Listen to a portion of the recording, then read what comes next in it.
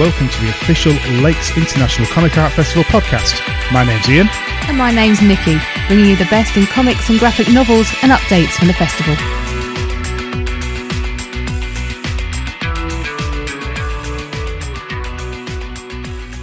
Hello and welcome to the Lakes International Comic Art Festival podcast, episode 61. My name is Ian. And I'm Nikki. And you were really quiet there. You were like... Why? You were brought in from a distance, like a tunnel. Maybe I was coming on a pirate ship. Oh, there be pirates, I see. Oh, pirates afoot. And then they go camping. They go camping in Finland. In Finland. There be Hellboys afoot in these woods.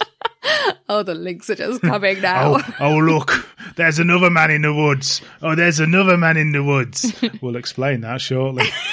Oh, God, how are we going to explain that? Okay. Episode 61.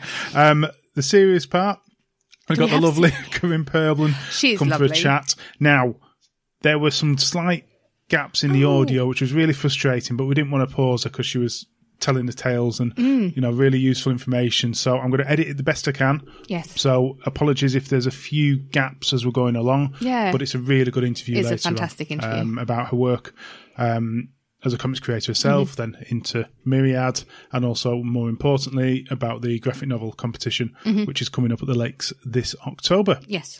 Right, we've got some reviews to do, but obviously with it getting to October, festival things are happening.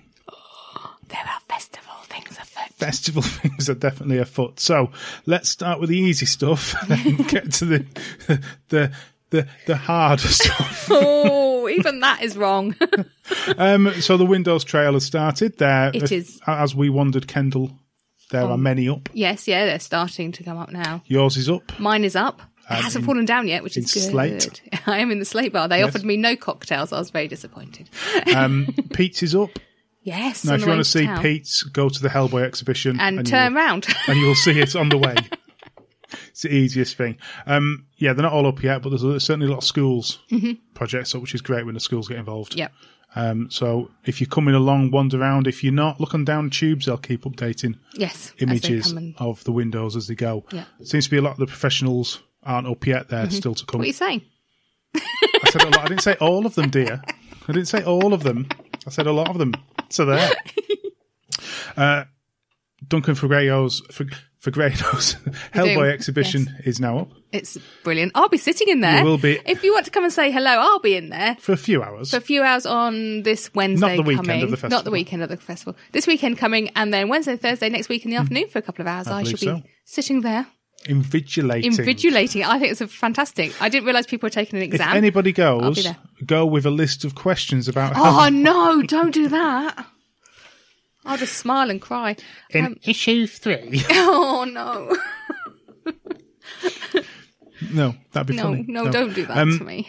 But yeah, it's one of the more recent issues. Essentially, it shows the work of the writing and how then that's transformed. Yeah, it shows the whole process, doesn't it? From storyboarding to everything in between. Some just gorgeous pictures in there. Oh, it's some fantastic pictures. Yeah. Do you think they'll notice if I take a couple home? I think they will, because there'll be a gap. I could just put taken down for cleaning. There is no point where that there would deserve to be a random one missing. Are you sure? You can try. I'll try, because there's one I really like. It's quite interesting. There's a piece where it's done in black and white and then in colour. Yeah, that's you prefer the black and white. I prefer the black and white. Yeah, it does look nice, I must admit. It's absolutely beautiful. So yeah, that's a must go and see. If you're in Kendall, you can go and see that Wednesday to Saturday now anyway. Yes. When it's open. For free. Mm-hmm. Oh yeah, it's free. You don't need no festival pass or anything. They do need, though. If I'm on, they need to bring a cake as entry fee. And the other one, which I'm going to get you to read the bump again, just because it needs explaining. So let's go camping with Tom of Finland. Right. Tom of Finland. LICAF is proud to celebrate the 100th anniversary of the birth of Tom of Finland, the world's best-loved queer artist, comics creator and gay icon. From 1940s, Tom pushed the boundaries of gay erotic art, creating a new type of comic that inspired a generation of gay men to celebrate their sexuality. Do you want me to keep going? Shall I stop there? Okay. I can keep going. No, you can stop there. Okay, I'll stop there. So this is 18 plus. Oh, yes. And we didn't know what to expect. No. We didn't look up the work beforehand. No. And I'm glad we didn't. I'm glad we didn't. Because that not shock's the wrong word. I don't know what the word is when you first see the images. You do get the very immature giggle. Oh, you definitely get the giggles because we are so mature. But not in like a derivative way at all. You just get like the, oh, there's a willy. That kind of giggles. So let's explain his art. So his art style is it's not too heavy. It's obviously a comic style. So some of them are very detailed, aren't they? They're very detailed, but they're not overly realistic in that they've got they're obvious that they're characters, even though they look realistic sort of people. Yeah. And every image, or 90% of the images, have men with erections. Yes. Performing or whatever with other men or just on their own sometimes. Yes. But it is done in such a way that it feels it's designed to be humorous. Yes, playful. It's playful, silliness. Yeah. It's joyful, I think is a good word for it. It's a joyful imagery. In the strips, at the end there is always people smiling. Everyone's happy. Everyone's very, very happy. But it's not taking itself seriously. No. But I was going to say it's definitely getting out there, but that's wrong as well. Everything's a double entendre when you start talking about it. It's because I said tongue in cheek yesterday, and that was wrong as well, wasn't it? But it's that kind of thing. It's amazing because some of the pictures you look at, you don't realise that there's a willy in there. Just poking out from the bottom of some leather shorts. But it is a joyful, fun exhibition. I think me and Chris, who looks after the clock tower during the festival, we just stood there giggling and talking about stories of what the guys were thinking. Yes, you definitely made up scripts for these people. Yeah. All right, Frank. And all right, Derek. I just want to know if all men go around that popped out. And dick bump themselves with their friends. It's yeah, I think it could have been done so crudely. Oh yeah, it's nothing crude about it. It could have been filthy. It wasn't in any way, shape, or form. Yeah, it's not filthy either. No. It's just playful. There is Willie's up bums, and it's not done in a sexualised way. It is just it's hard to explain without you've got to go and see it. You do have to see it and go with an open mind, and you'll thoroughly enjoy it. Unless you've got severe issues with gay imagery, then you will walk out there with a massive smile on your face. Yeah. And you will think, life is good, because it's just that sort of silliness. And you can, and this is going to sound ridiculous, but you can fit what they're portraying into your life. And it may not be that you're walking into a park and it's walking into a park and walking out with some flowers and something smart. It's just something. It's your way of finding joy. Yes, is the way you look at it. So whatever you find joy, don't look at me like that. I know what I'm meaning. Whatever you find joy is, you can change those images. Yes. Yeah, I do know what you mean. I think. I know what I mean. You know what you mean. I walked out of there a happy man. Oh yeah, no, I walked out happy. Man. Not a man. But I walked out happy because it's fun. And there's nothing wrong with some fun. There's almost an innocence to it. It reduces it down to the innocence of, I was going to say pleasure, but that kind of thing, isn't it? We can almost take the sex out of it. Yes, yeah, you could do. Because and it's still... it doesn't matter. No. They could be doing a majority of the stuff without the sex, and it would still... Some of it they couldn't be. Well, no, some of it they really couldn't have done. But yeah, it's odd is the way of saying it. It's because you don't expect it to give you this joy. Pleasure's the wrong word. Joy. But yeah... Well, no, yes, I know what you mean. I felt there was like an innocence to it. It was just pure happiness, and what's wrong with that? Nothing. Distilled onto the page. So there's a little book which we need to get a copy of, actually, for £5. I'm interested about the history behind it all. Images and so forth, and I think it's Chris said he just lays in bed. Well, no. And it just makes him smile. Yeah. Maybe sit on the lounge in the comfort. Yeah. The missus is going to question if you're reading that in bed. Right, let's move on from that. But yeah, please go and see that. It's at the Cross Lane Projects, which you might. I imagine there'll be signs up. I'm hoping there is. Just off the main road as you're walking into Kendal. You go up by Bargain Booze. Come out the brewery centre, turn right, and then follow the signs. Yeah. So yeah, wonderful. Wunderbar. Okay, we've got a couple of comic books to review. Yes. And then we've got a game to review, which is something very different. First, we're going to have a chat about Walking Distance by Lizzy Stewart. Could you read out the bump there, please, my dear? Walking Distance is Lizzy Stewart's poignant and contemporary illustrated essay on the experience of being a woman out walking, merging the personal and the political observation and contemplation. There's a lot of long words in it. Lizzie examines what her life is and wonders what it should be, what is expected of a 30-year-old woman by society, by family and friends, and by herself. She walks the streets of her London, creating it and herself, gaining agency by being in control of her own direction, speed and momentum. Walking is both an internal and external experience, a time for self-reflection, for observing others, and for imagining how we appear to them. What is expected of a person of our age, sex and race, and how we should see that influence about what we do and how we feel about ourselves. A meditation on gender politics, social commentary and 80s movies, interlaced with shards of autobiography and illustrated with a beautiful series of sequential and non-sequential watercolour images. There you go, that's the whole thing. I did make up a little bit in the middle of there. I got lost reading and I thought, I'll have to add some words in to get back. But it was all right. So as it says there, this is essentially watercolour images of Lizzie's life in London. The Tan. The Tan? London Tan. Is that how you say London Town? London Tan. Of course. And also imagery of her evaluating herself and her life and what's going on around her. Yes. The thing that jumped out at me, which is probably a bit relevant to me, was the fact of age. And obviously you get to an age and then you start questioning. You're 10 years older than her. That's not the point. Okay. I'm also not female. You get to an age, you start questioning. You do, actually, your life yeah. decisions, what you've done, where you're going, have you missed out on this, done that.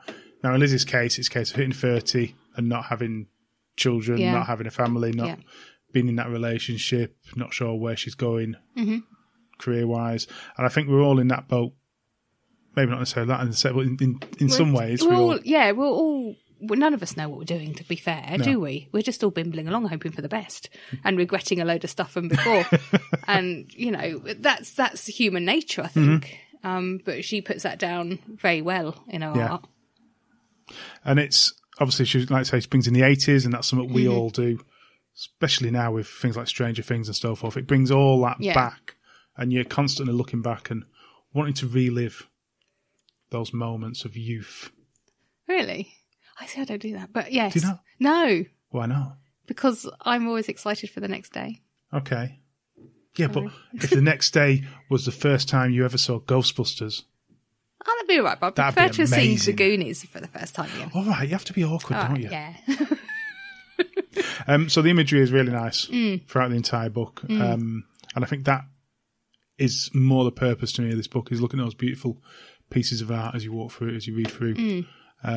Because a lot of it, again, is silent movement. And I do like that in artworks, in comics. I like to see the person moving through. Yeah. So, yeah. So, yeah, it's not overlong as well. No. So you can enjoy it in a short space of time, rather than sometimes they do just drag on, don't they? So, yeah, really enjoyable. Published by Avery Hill. Go and grab a copy of that. Definitely. The next one is a lovely book we've been sent from... you okay there? Yeah. Flying Eye Books, No Brow Press. Yes. Hilda and the Mountain King by the wonderful Luke Pearson. Tell us all about it. Oh, I will. After a hectic adventure in the Stone Forest leaves Hilda, her mum and Twig feeling a little worse for wear, Hilda swears her days of sneaking out are over. That night she settles into a deep slumber, only to wake up and find she's right back in Troll territory, and this time without any backup. But how does she get there? Will she be able to get back to Trollberg? And what does the fearsome Mountain King have to do with any of this? Dun, dun, dun. Now, we've read a few of these. We've not read the one previous to this. No, but that's fine. but it doesn't really matter. It catches you up very quickly, and then takes you on this journey of Hilda living with the trolls. Yes, because we love Hilda, don't we? I think the animation has really that brought us into the world of Hilda. It did to start with, but the animation is very faithful to the. It is to the book, so that's fine, and and I want Twig, but that's just life.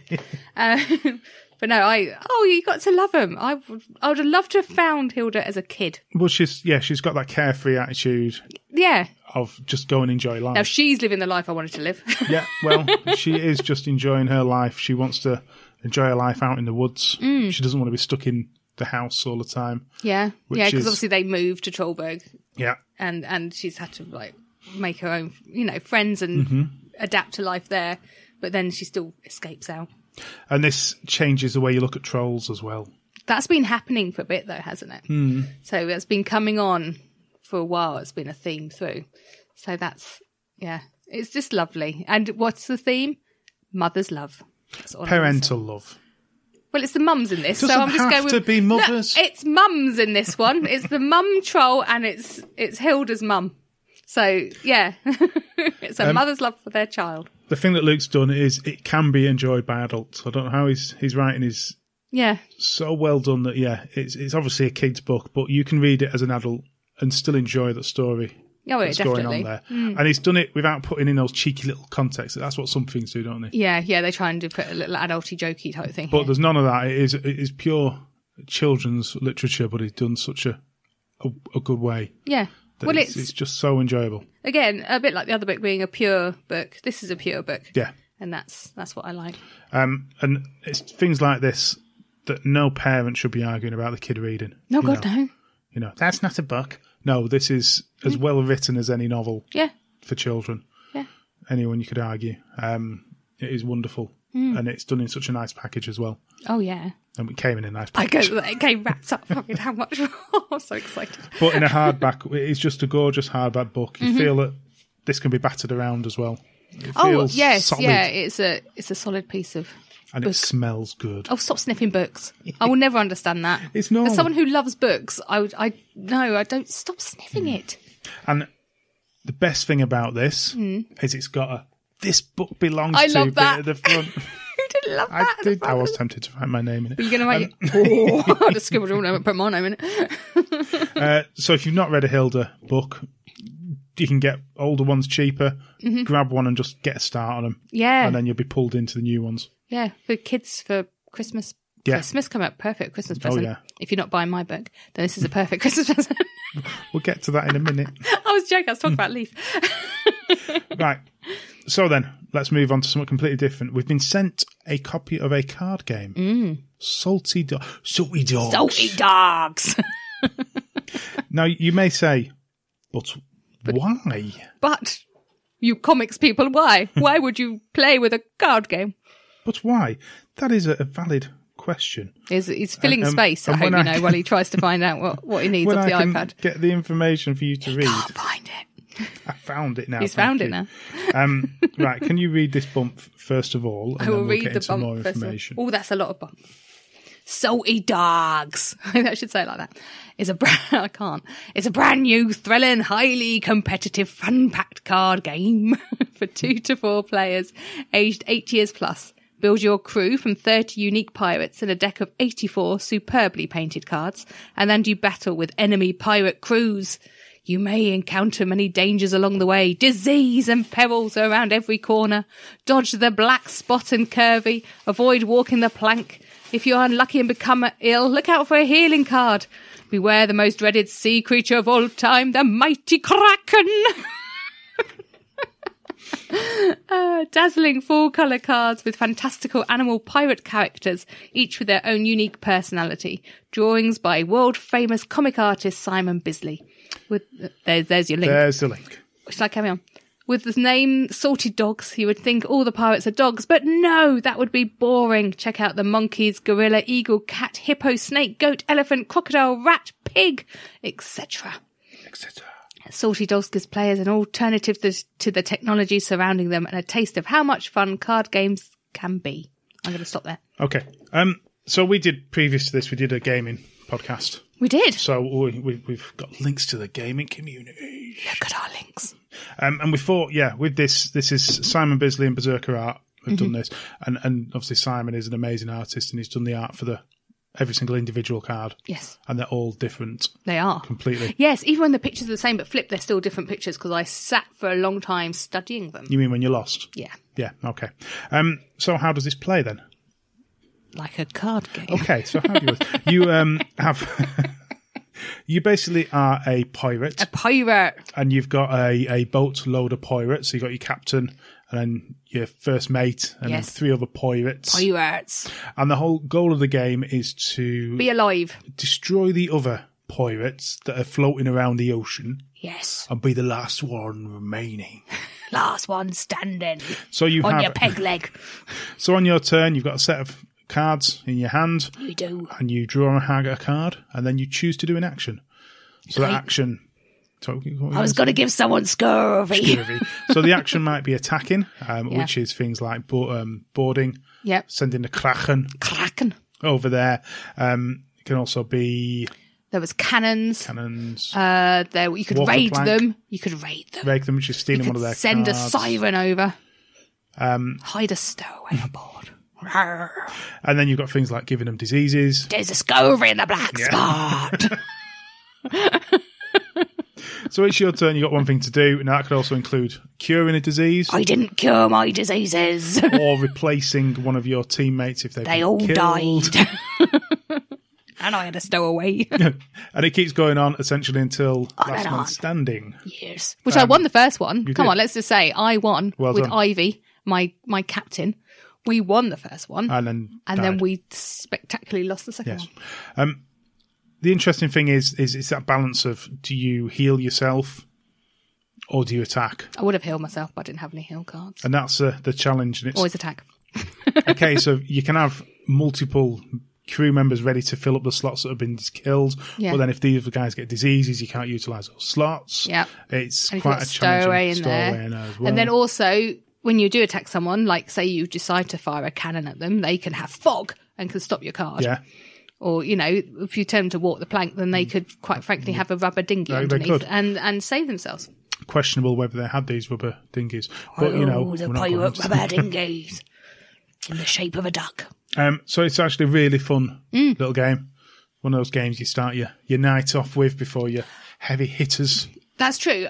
Also, I thought it was up there when you go on holiday, because we pack games, don't we? We always pack like Exploding Kittens, Zombie Dice, and then this one would definitely go into that, and Love Letter and stuff like that. Yeah. So it's one of those games you pop in your bag, and then everyone grasps the rules really quickly, and it's quite fast, and I like that. It's fast and it's raucous, and everyone picks on me, and it's fine. It comes with some mats as well, but you don't actually need them.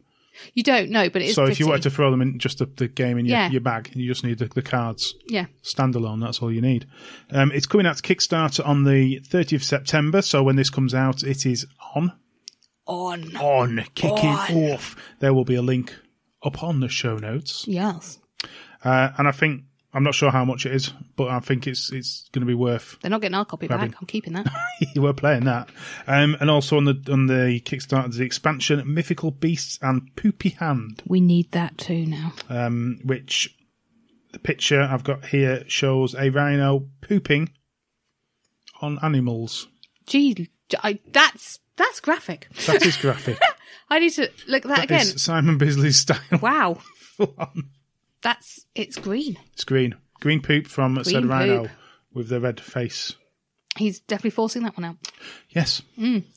Just like Tom of Finland. Anyway, let's keep on going. So, so the Lakes Festival is coming up very soon. It's a couple of weeks now. It is from when this comes out. Mike and Pete are going to continue their epic journey into the events. We need to stop them. We need an intervention now. How long's this episode? 33 hours. It's fine. If you are coming, these are the things you need to remember. Go and see Pete. He will be in the clock tower. Yes. He will hopefully have new copies of Silverbeard. Yes. As long as they're all out in time. Come and find us. We will have Nicole's new comic, Moon. Moon. Which has been previewed by the lovely Tony Esmond. He has. Who has been positive as ever. He's such a lovely guy. He is lovely. How much are we paying him again? £2.50 and a packet of quavers. Yeah. He's expensive. So Tony's done a lovely preview, which we'll link to in this as well. Moon is similar to Anxiety Me. Same in character. Its style. Yeah. In its feeling. Yes. Yes, I keep being sad. I don't mean to be sad, but I seem to have a sad way of drawing. She's just sad. I'm just sad. I'm not sad, really. This one's got a happy ending. I thought it was happy anyway. So, yeah, we'll have those for sale at the event. If you're interested, come and say hello, or they'll be up on your web store as well. My web store. Yes, they will. The store of the web. Yes. Other than that, our plans are to wander aimlessly and enjoy. Wander lonely as a cloud. If you come and see us, come and say, I listen, and I will give you a sticker. Oh, hello. A podcast sticker. I was wondering what you're going to give them then. Very limited numbers, so you have Don't worry. I reckon about 3 people will come and say they listen. The rest of them chuck eggs. Oh, no, or just give me a hug. You know, that happens as well. That happened last year. Just random hugs. Hug or sticker. Oh, obviously the hug off me. Mike will also be wandering the festival. He will be. So if you see him, unfortunately Tom won't be, but we'll hope to have him here next year is the plan. Well, his jabs didn't come through, did they, to come this way? to cross the border. Yeah, and his paperwork. So we'll have to stick him in a cardboard box, getting posted down, I think, to get around. Obviously, on the Saturday night, if you're coming along to the party, the leather party. We will be at the party. We accept drinks. Always. Other than that, yeah, we're looking forward to it. Yes. It seems to have sneaked up so quickly. Is this it, though, is it? And the next one This is it. The next episode will be the festival episode. Oh, my God. This is it. Who interviews will we have? Who knows? No one's. Then it'll be like, not them. Yeah. Run away. We want respectable journalists. Not those lowbrow. We'll do. As I was stalking them. I just came into my mind. That's just weird. Okay, let's go. Okay, right, well, we're going to leave you now with Tom. Yes. Hopefully, because I've not had his recording yet when I'm filming this. We've had no ones, let's be honest. Enjoy the chat with Corinne. And then Pete and Mike will be here for the next 2 hours after that. Yeah, they haven't recorded that yet either. That's tonight. Oh, it's going to be an epic one. They'll be like, oh, sorry, we started nattering too much. It's 8 hours long. Enjoy.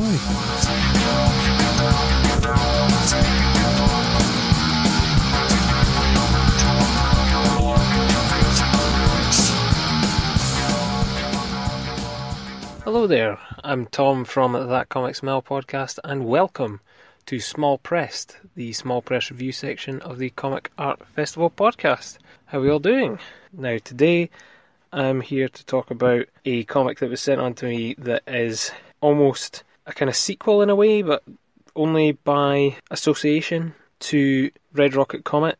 Yes, I am here to talk about Glass Hood by Matt Garvey, Graham Putic and Stefano Pavan, with cover by Michael Rea. Now, I really enjoyed Red Rocket Comet when it first came out. The award-winning Red Rocket Comet, what should I say. So I was kind of glad to see that Matt was following up in a way with stories in and around the same universe. I don't know if he's doing any more, but this is definitely the next chapter in the story, per se. This is, again, another hero-villain story where you're getting a little bit of something going on between the hero and the villain, a good conversation, something quite intense, with it all being quite black and white and quite stark and realistic and quite scrawly.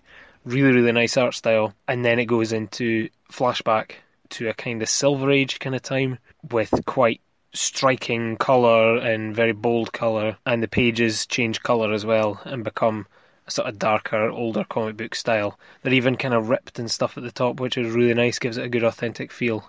And they're laid out more to the kind of traditional Silver Age style as well. Very sort of Kirby Ditko-esque looking visuals, to be honest. So when it gets to the colour parts of the comic, it is, like I say, very Silver Age, but it's even got like a lot of action words like your old sort of Batman TV series, so it's even got the wham and the crack and the biff and stuff like that. I think this one keeps a more serious tone going throughout everything though. Red Rocket Comet, when it got to the Silver Age stuff, there was still an element of it being quite playful, This one really keeps a dark tone throughout the whole thing. I don't want to spoil anything about Glass Hood because there is a lot about it that if you kind of say anything, it kind of ruins the plot. But the visuals are extremely striking throughout the whole thing. The only thing about the visuals that kind of take me out of it a wee bit, I very much enjoy Graham's art style, his black and white kind of realistic look on everything. But he obviously takes quite a lot of reference from very famous actors. So sometimes seeing those faces can sometimes take you out of it a little bit. Now I only say that because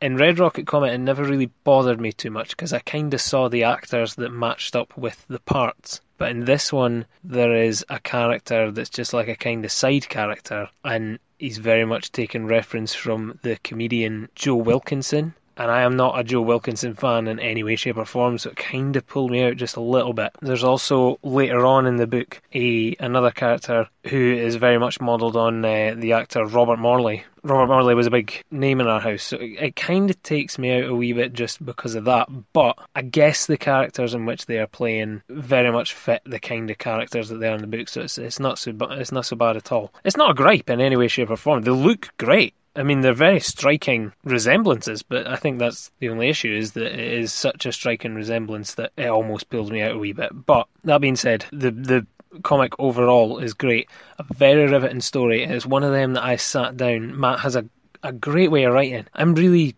surprised that no bigger companies have picked him up as a writer, because he's very artful at writing the kind of popular comic styles that you would see now. I very much see his style of writing, like a dialogue especially, throughout a lot of comics that I see these days. He's got really great dialogue throughout it, a really good emotional tie with a lot of characters. He's got a good way of writing one-lines and really connecting characters together. So it's really well done. There's a prison scene at one point that is done by Stefano, and my god, it is amazing. It's very Kirby when you look at it, just the way everybody's standing, and there's a guy in the foreground holding a bat and his hand's right there, and he's got a kind of muckle face on the go. It's really nice. It's one I would thoroughly recommend. It was a nail biter throughout the whole thing. It really kind of pulls you from pillar to post as well. It's good. Slightly longer than I would probably want it to be. I think it probably could have ended at a certain point when something quite big happens. It doesn't take away from the story in any way, shape or form. The ending bits do still add to the story, and it ends on a nice kind of one line and a really nice visual in a prison as well. Really enjoyed that part. I probably would have ended it on quite a big note in which it hit at one point. But I would thoroughly recommend it. If you go to Matt Garvey, mattgarvey.bigcartel.com, you can get Glass Hood for £6. You can also get Red Rocket Comet there for £6 as well. Well worth it. Matt's definitely weaving a nice little universe there. But yeah, it's very much, it's kind of Silver Age heroes and villains, but by way of bringing it into like your sort of more 2000s darker era, sprinkled with a wee bit of kind of Watchmen on the go, and who watches the Watchmen, and heroes and villains and their lives after being heroes and villains, and who's held accountable for their actions and how those actions have massive consequences. It's really expertly done. I really thoroughly enjoyed this. I was very thankful for Matt sending this on to me. Definitely worth it for the visuals alone, but Matt's writing is absolutely cracking. I'm a big fan. I honestly hope that a bigger publisher picks him up at some point. Although he's doing absolutely gangbusters himself. He puts out a lot of books himself, so he could make his own little Mark Millar style empire right there. If you want to keep up to date with Matt's new books, and if you want to have a look and stay up to date with Glass Hood and see all about it, his current pinned tweet is all about the Glass Hood and where you can find it. Go to Twitter at MattGarvey1981, MattGarvey 1981. You can also get artist Graham P. Putock at Graham P. Putock, GrayhamPPUTTOCK. And I don't see a Twitter there for Stefano Pavan or Michael Ria. I'm sure they probably are on Twitter somewhere, but I can't seem to get them up at the minute. But you'll probably be able to find them some way through good old Google means or something like that. But yeah, definitely check it out, Glass Hood. If you would like to send on your small press comic to be looked at and consider for review, or if you'd like to send on some recommendations of who you've been checking out recently and maybe some that I should be reading at the minute, feel free to reach me on my podcast Twitter at ThatComicSmell, You can also find me on Instagram at that comic smell. Give me a DM if you like, or put a message in the comments. You can also email me thatcomicsmell@gmail.com. My personal Twitter at Uramyx, URAMYX. And that is it for Small Press this time. I have been Tom Stewart, and you have been wonderful. I'll see you later.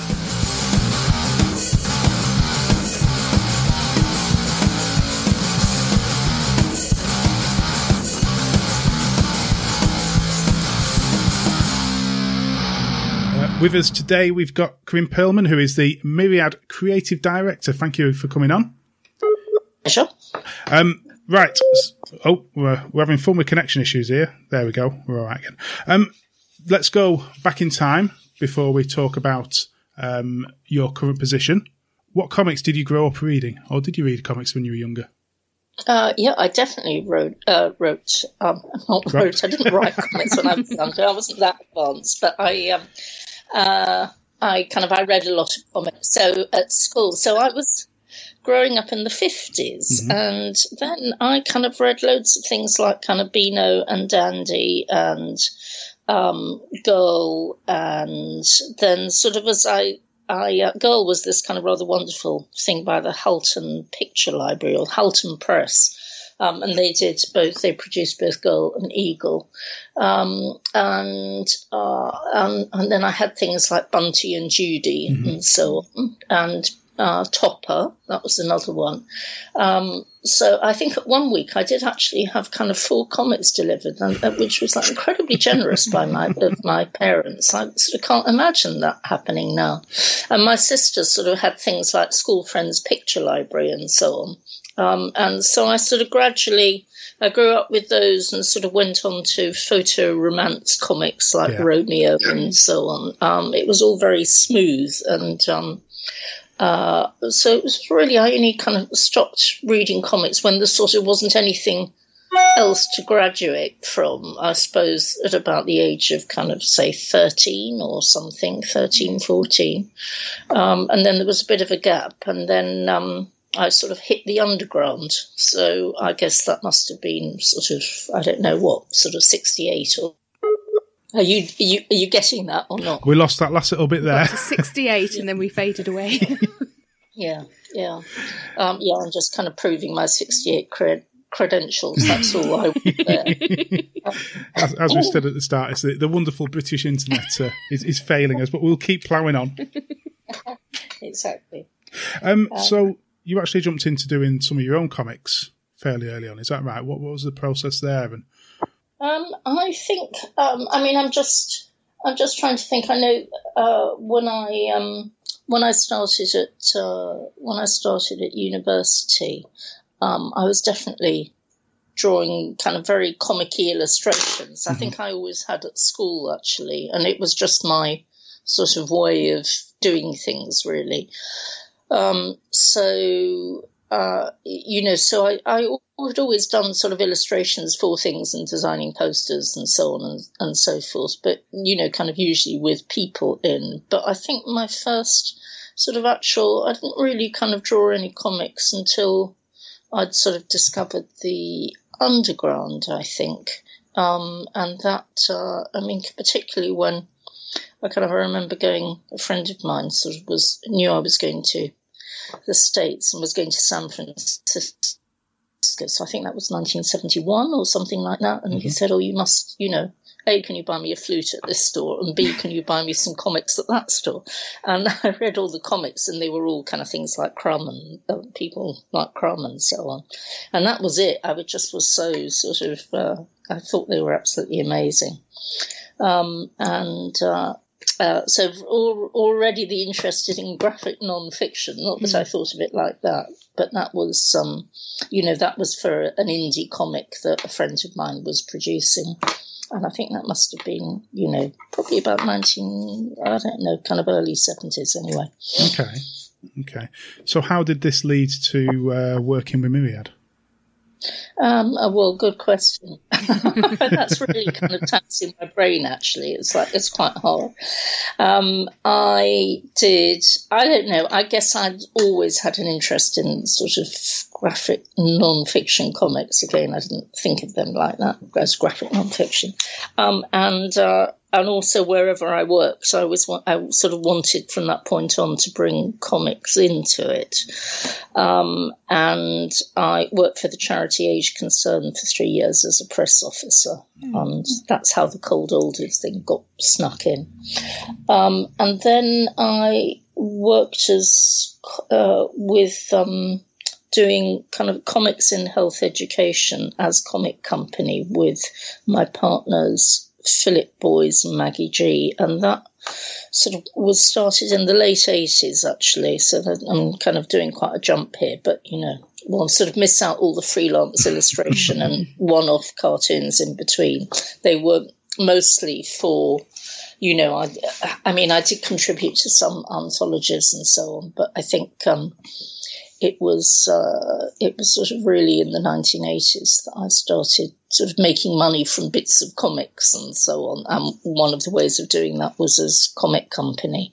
And we provided comics in health education and worked with people like Woodrow Phoenix and Ilya to, produce some leaflets and things which are still in use today. Actually, it's amazing. They do get reprinted and circulated.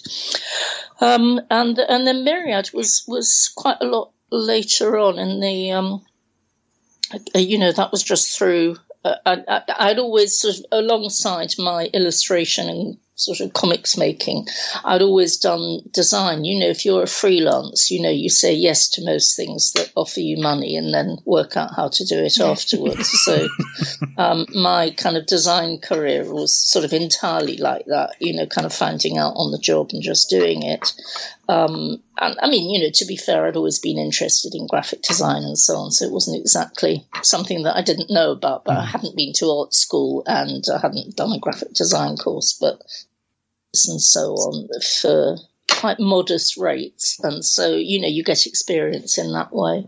So actually, kind of when Myriad first heard about me, it was as a designer, and I went to work on a couple of, I went to do some work in Illustrator, working on some topical atlases that Myriad was producing at the time. And that was probably about 1993, 4, something like that. Okay. And it was only 10 years afterward that we started our own publishing.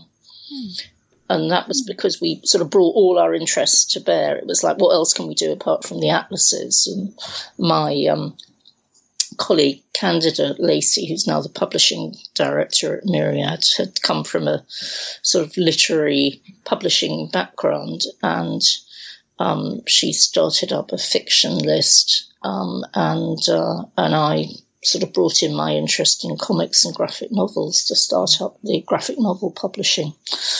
So it's all very kitchen table stuff, really, but coming from freelancing and our interests and so on.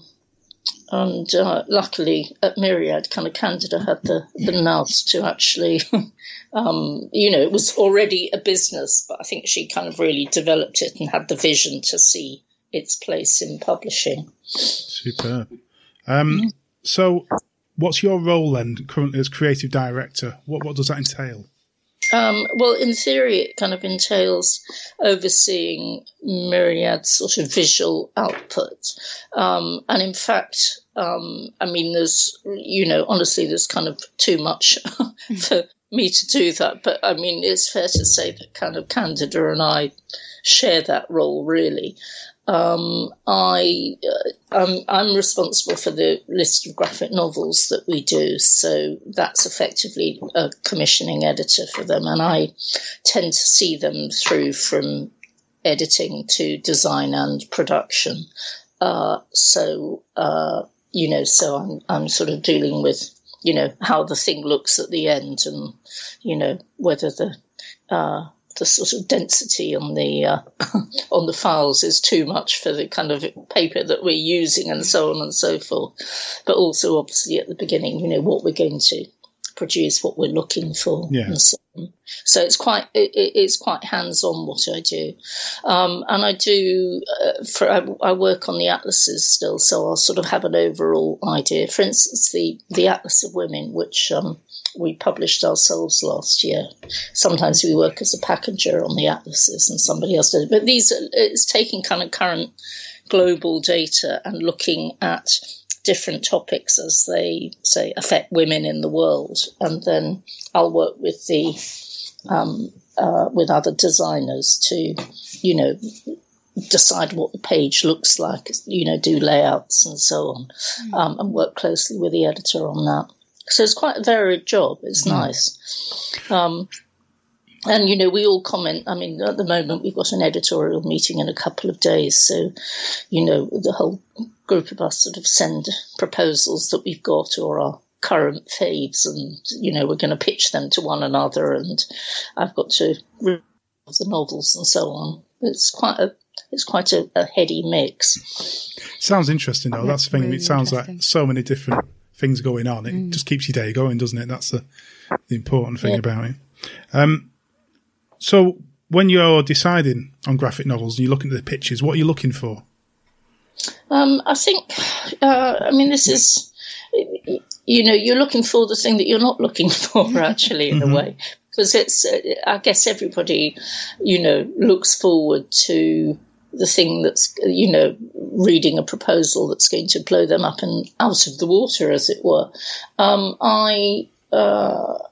I haven't actually. Interesting. There are sort of various books I'd like to see that nobody's proposed to me yet, and I kind of feel I sort of really need to make that kind of active commission. Right, I want a book on this. You are the person, either via the competition, which is very important, or else kind of people submitting their ideas and proposals on the way, and also, kind of hearing people talk about their work, maybe sort of seeing a presentation by someone thinking, oh my goodness, we must do this book, so that and I guess what I'm looking for in a graphic novel is that, whatever words or pictures are used, there are three things going. The words work, the images work, and they both work together. So it's like kind of at least three layers. And also, I think, again, in terms of kind of a narrative, we always say this, whether it's kind of prose or graphic, that actually, you look bigger than the person's story or bigger than the one idea and so on.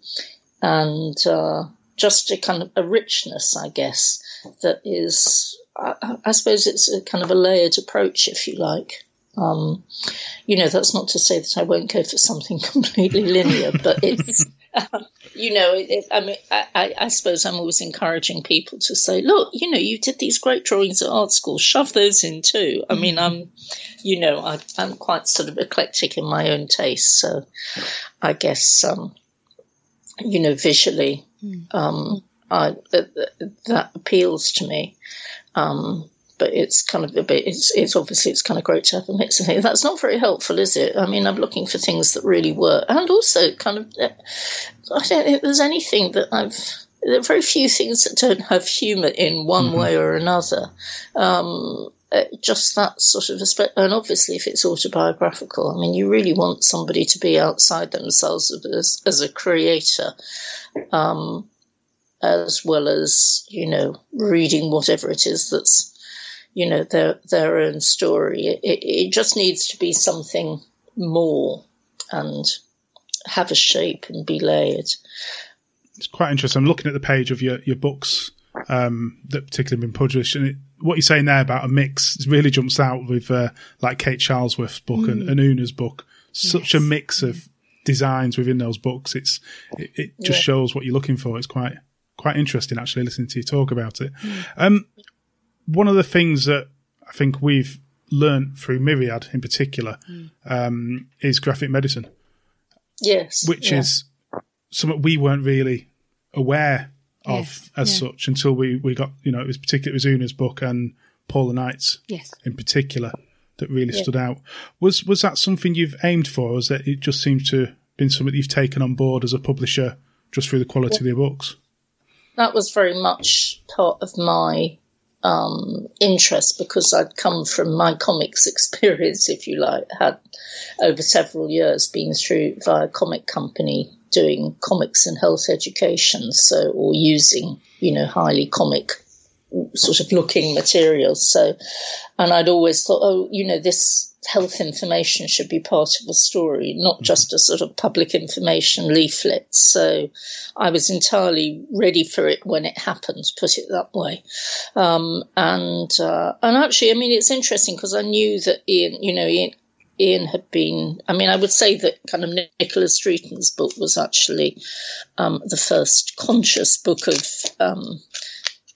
graphic medicine that we did, although we certainly didn't title it like that, but her recovery after the death of her son Billy and the way she chose to portray that in a graphic novel, that was absolutely sort of, this is an amazing voice, it's great, I love the way she's doing it, and this is really important and will help people too. I had all of those reactions. And I think actually, Ladies Do Comics, so Nicola's, Nicola and Sarah Lightman, we published both their graphic novels, but, they always say, they introduced me to Ian, and that is true. I met him at a Ladies Do Comics meeting, and he showed me his book, and we were talking about it, and then he actually entered the first graphic novel competition and was shortlisted. And and I always remember, so this was like early 2012 or something, and he was reading out the excerpt that he'd been shortlisted for. He got such an amazing reaction from the audience, and I always remember that. He wasn't the winner that year, but it just really resonated, and I kept on with it. And actually, again, it was like thinking, he's really got readers out there. We must work with this. Mm-hmm. And at that time, he was developing the graphicmedicine.org website and so on, and later on. And it coalesced, really. But we were, the kind of the bad... it's amazing what Ian's achieved, actually, because that is such an amazing movement, the graphic medicine. Kind of managed to keep his sort of creative side, separate but informed by what he's been doing. Kind of hats off to him, really. Yeah, no, I'd say every time we talk to someone about these books, it's all about education, and we feel that a lot of these books should be in schools. Oh, definitely, yeah. It's crazy that it's just such an easy way to teach, certainly teenagers, in my opinion. It's wonderful. So you mentioned then about the first graphic novels competition. Tell us all about it. How did it start? So that started actually because we had something called the Writers' Retreat competition, which was for fiction, short stories, and so on. And that, so that was, I'm not sure when that started, maybe kind of 2010 or something.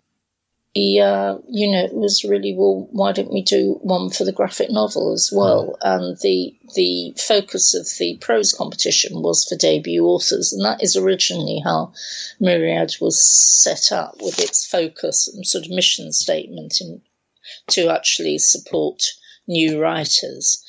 So that became the focus of the first graphic novel competition too. And I think it's still... it's so difficult because there's this kind of fantastic world of comics artists and creators, in Europe and elsewhere who are just, we just do not have access to their books in translation. Mm-hmm. It would be great to have them, and there are also kind of loads of people on their second or third novels and so on. But I still think having the first graphic novel to be quite old and coming in from another discipline, if you like. So I'm always trying to, encourage creators of any age to take up the form, really. I think that's kind of important. And it's biannual, basically, because it's a lot of work. and and also it's expensive. We're still traditionally publishing; all our costs are up front, and so you hope once you've got to the end of your first print run and you've managed to sell it and so on, that you might actually start to make a bit of money. But it really is, it's very much the costs are up front. So, now having the support from the Lakes, that's really, really helpful for the first graphic novel competition, because it's just sort of, it softens the blow somewhat. It was great to have a partner too, but it's also, just kind of having a bit of support coming in means that that's also ring fence for those artists and so on. I think that's really important so that we don't kind of lose sight of that goal to support not young, but to support artists new to the form. We don't just publish the prize itself, for those who don't know, is to work with the author of the winning excerpt. We asked for 15 to 30 pages to make our judgment on, and the winning entry will then, the idea is to work towards publication of that novel, and it's happened for the last kind of 3 that we've commissioned the winners. And we've also given commissions to shortlisted authors as well, like Ian, as I've mentioned before. So it really does kind of guide what we publish, because it might be, say, kind of 3 or 4 books a year that we do. Okay, so this one's being launched at the Lakes this year, I believe. So as you say, if people want to get involved then, so it's about 15 to 30 pages, you say, is it? Yes. And when does that need to be handed in by? So that we'll have an open submission window for the competition, so that'll run from October, from the Lakes weekend in October to probably the end of February. So. Okay. And if there's any advice you could give to people applying or anything that can help you decide, what would it be? First of all, to read the terms and conditions of entry. That's it's a really good idea.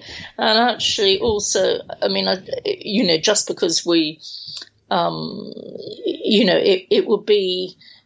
It's always important to look at the website of the publisher who you're working towards. But the good thing about the competition is that, we have a variety of judges. And, there is one person from Myriad. There will be 4 other judges. And they will have very different tastes. So, it's good for me to, come outside my comfort ground when we're judging. And I'm hoping, to look for very different things.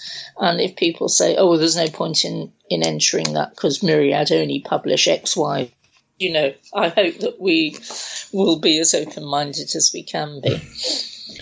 Well, it's certainly an opportunity for people out there, especially comic creators, like you say, who are ready to take that first step into the market. And it's wonderful that you do it, to be fair. It really is. So Myriad, sorry, go on.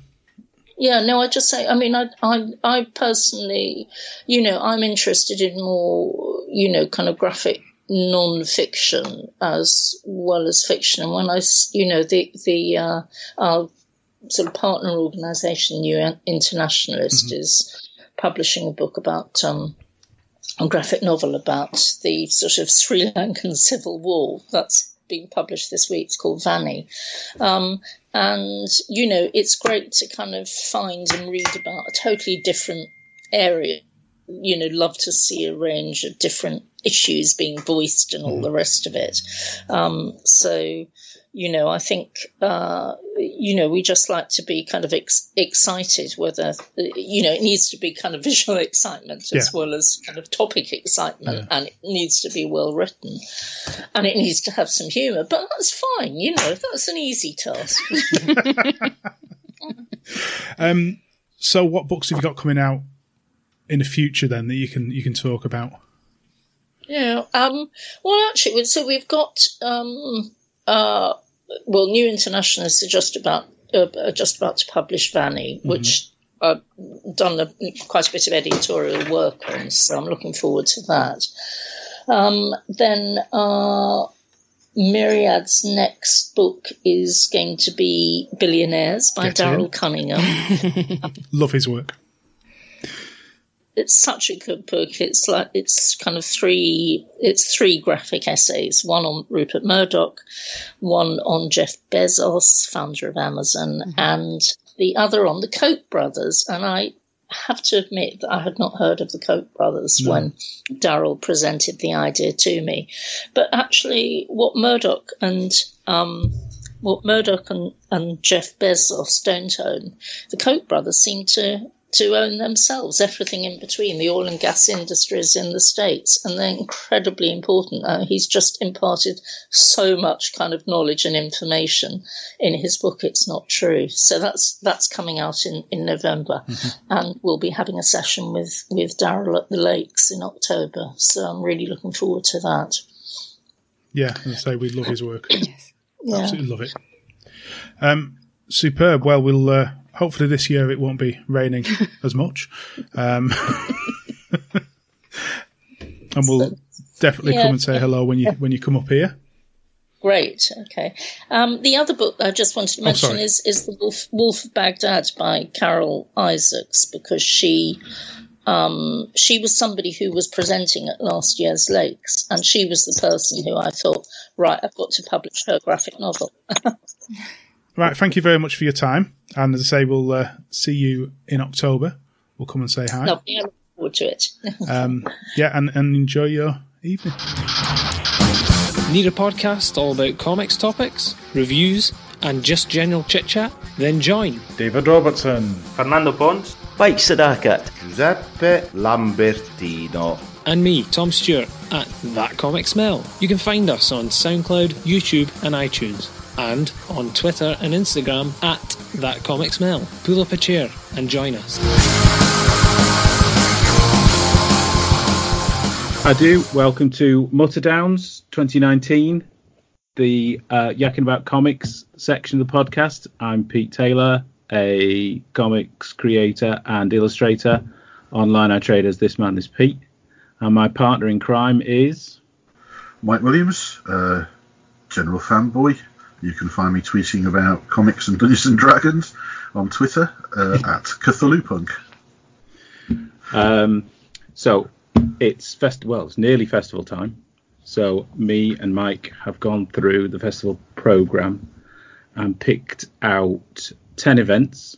We talked through 5 of those events in part 1, which is in the previous episode. And tonight we have 5 more events that have some, obviously all of them have a connection to comics, but something that we has sprung to mind in connection with that event we will be discussing.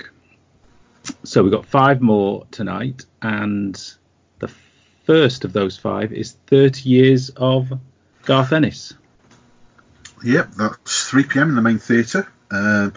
It's a feature on Garth Ennis, one of comics' most revered creators, both with audiences and peers. Friend and colleague Tim Pilcher will guide you through Garth's career to date and offer a unique insight into the life and work of this extraordinary writer. So that's the official write-up. So we both went off and thought about 30 years of Garth Ennis. And I think, actually, I did read what I think is probably his first work, which was Troubled Souls in Crisis. Okay.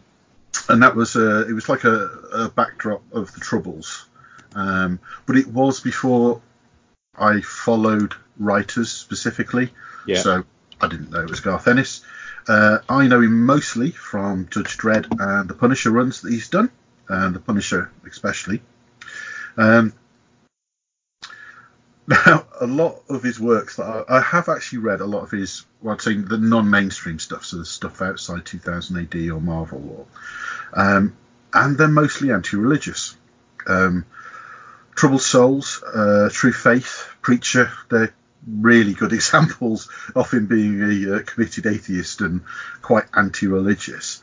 And I think that a lot of people know him for that, but he also dislikes the mainstream idea of superheroes, the capes and alike.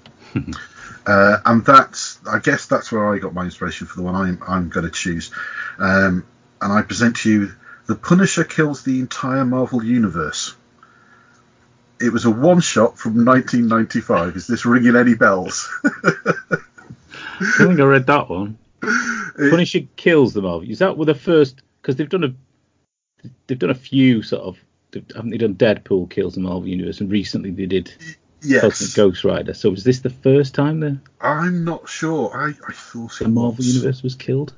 Yeah, I mean, it's The Punisher Kills the Entire Marvel Universe is the title. It's in the same vein as the others. It's a reimagining work, and you've got SWAT Officer Castle.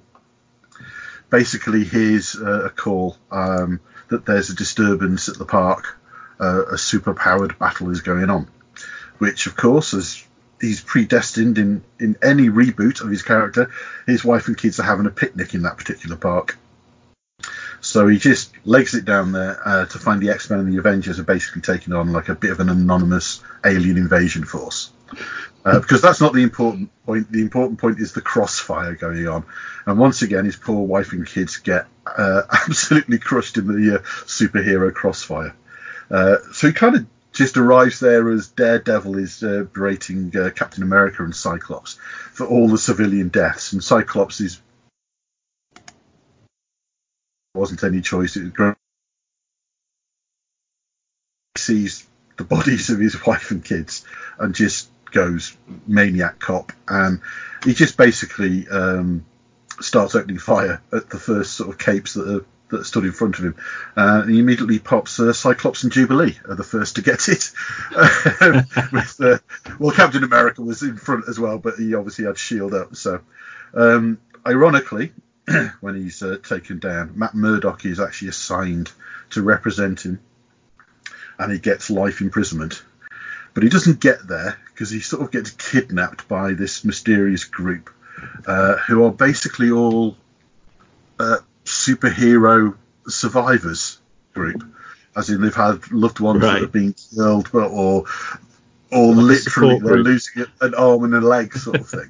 And there's I guess the main guy is Castlering, was it?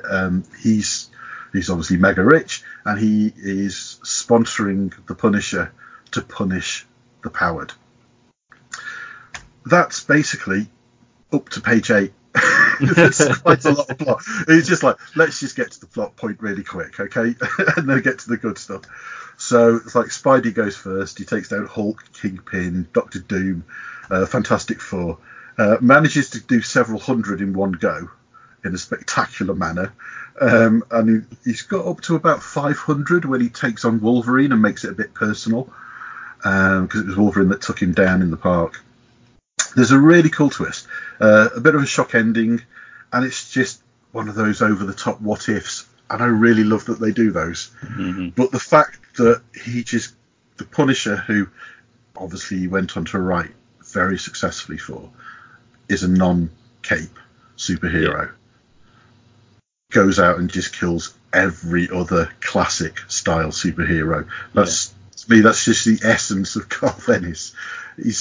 He's quite one track sometimes with what he wants to achieve. And I just thought that was a perfect little hobby article for him to write. I think that was the problem I got into with Garth Ennis. That I did perhaps put him in the one track camp, which is why I haven't read as much, I don't think, as you, and a lot of the time it's not avoiding. I think it's just, there is so much that you have to read. I think there's certain friends that if I'm you're kind of chatting along with, later when I moved to Swansea, everybody in the comic shop was reading The Boys, and it was a case of like you you wouldn't dare say you didn't read it, kind of thing. It was one of those kind of the boys went in your bag almost by default. It was expected, to be there. And I did enjoy the boys. I did get, I think, further than the first couple of trades, but I did have a slight problem with things like the Punisher and the Fury.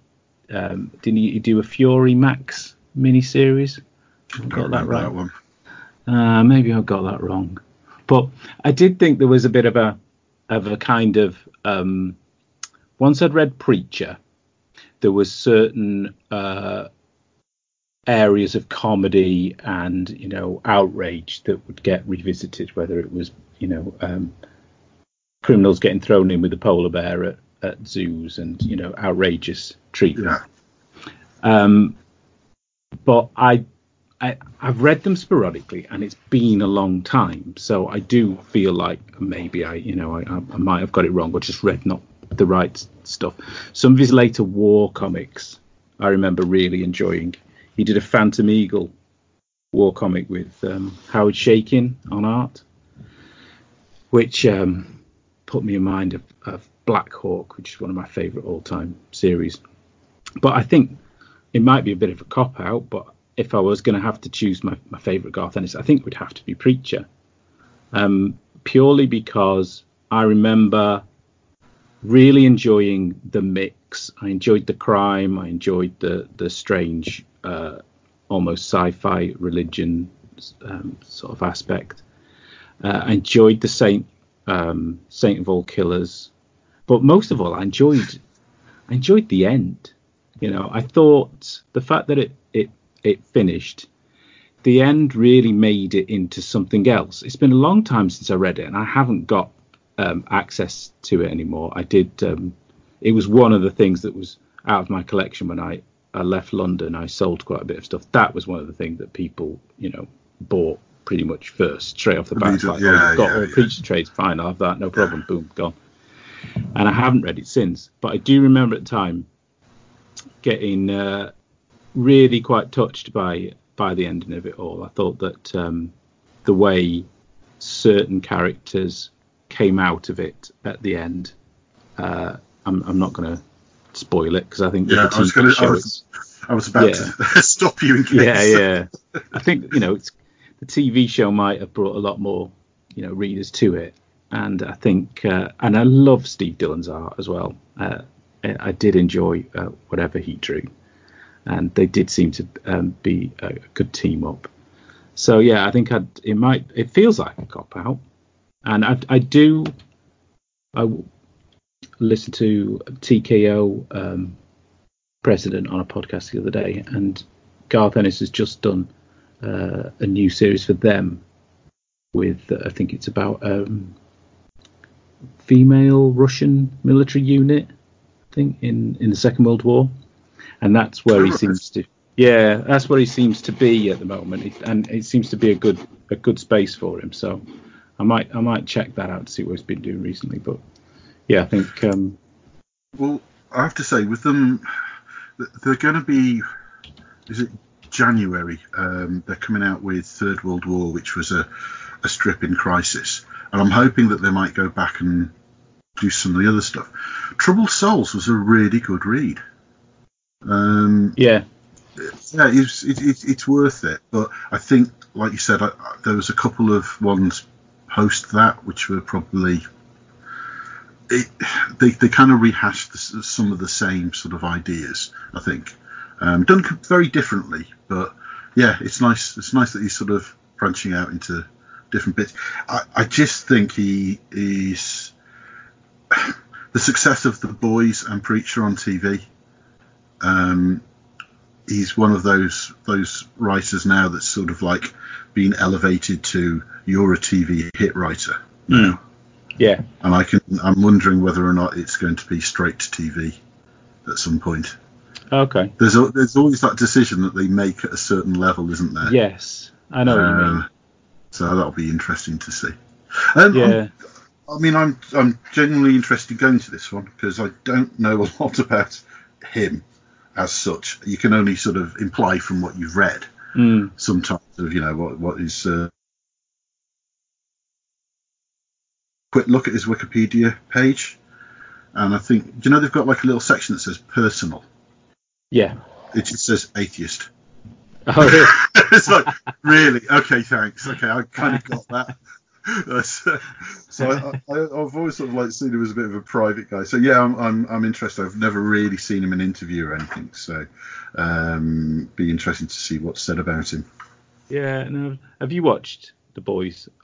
Or no, I haven't. Haven't caught Preacher TV either.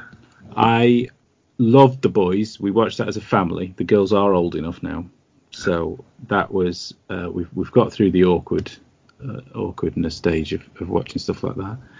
But we all thoroughly, everybody enjoyed that. Good length. I tried to watch Preacher with the missus, and it's interesting what hits and what doesn't when you're watching it with somebody who hasn't got the same connection to the material as you. Yeah. And there was lots of people in there that my wife knew, particularly, what's his name? Is it Vince? Oh, the guy from, he's just been in a TV show called Brassic. He was in Misfits. Oh yeah, I played Cassidy. I think. Yes, yeah. Oh, is it? No, I can't think of his name. This is England is what I always associate. That's right. Yeah. And he's of course plays Cassidy, and so that was a big pull for us because we really enjoyed him in Misfits and such. But it didn't nail it enough. We got, I think, 3 or 4 and didn't nail it enough for me, and didn't pull my wife in, so it kind of fell down. And I have chatted with other people, and they said, some of the later series are closer, but didn't. So I can't talk about the Preacher TV show, but it's certainly, I tried, just didn't hit, not in the same way as The Boys did anyway. That's from straight off the market. You knew it was The Boys. They cast everybody really well. It pulled you in, and it really did. So make you want to carry on. Is the reason why I might actually swap subscription channels for a while over Christmas. Yeah, because I really want to see that. That's going to be that's the main thing I want to see, actually. That is the problem though, isn't it, with Amazon, because you can't really swap in the same way, because they don't do do they do a monthly now? Because it always used to be you have to pay for the year. No, you can pay monthly, I think, or you can pay Amazon Prime for a year. I think all the subscription channels are available. Oh, that's good. Just in case. Because their Prime sucks. Their delivery is not what it used to be, and they certainly aren't as cheap as they used to be. So I really try and shop everywhere else. So I might just bin Prime, and go monthly then and do it that way. Brilliant. Okay, so overstepping the boundaries. Right, Darren Cullen, Pushing Overstepping Boundaries. That's Saturday the 12th, 4:30 to 5:30, Comics Clock Tower. Darren's first comic, an anti-army recruitment booklet called Join the Army, winning the accolade of a Britain-hating anarchist who knows the value of nothing, from Conservative MP Johnny Mercer. I bet that's on the book now. There's a quote. Originally from Leeds, now London-based, he runs War Gallery, a studio gallery of political and comic art. Darren is perhaps best known for his Pocket Money Loans installation at Banksy's Dismal Land, which, yeah, I know which one that is, winning a legal dispute with Shell over his anti-Shell artwork and the Action Man Battlefield Casualties toys and film. In 2018, he released the Mini Daily Mail, a hand-drawn satirical scale model of what he calls Britain's angriest and horniest newspaper. It's hosted by Peter Kessler.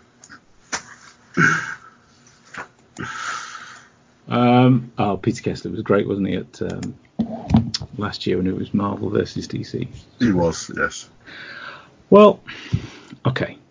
So, overstepping the boundaries. I think I had 2 things that popped into my mind as being books which actively, well, first of all, I suppose, introduced me to areas of society and life that you wouldn't normally step into, which I suppose was the way I was thinking of it in terms of boundaries. The first one was Love and Rockets, because it was such a brilliant discovery. It was unlike anything else that was on my comic pile. Two very distinctive, well, there was three initially at the beginning, Mario, Gilbert, and Jaime Hernandez. I read their art book of Jaime recently, and as a family, they would draw comics at home. When they were children, they would collaborate together. Heavily involved in the punk scene of California. I think the history of zines and flyers and artwork Jaime did with that, all kind of coalesced, mixed in with strange influences, Archie comics and wrestling. All of these things coalesced into eventually the Love and Rockets magazine, which was a black and white US magazine sized comic, which started in the, I suppose, late 70s, early 80s. And I remember when we first discovered the comic shop, you had your big wall of bright Marvel and DC and indie titles. And then just across the way, at my nearest comic shop, there was a shelf with the more indie, perhaps underground style comics. Yes, yeah.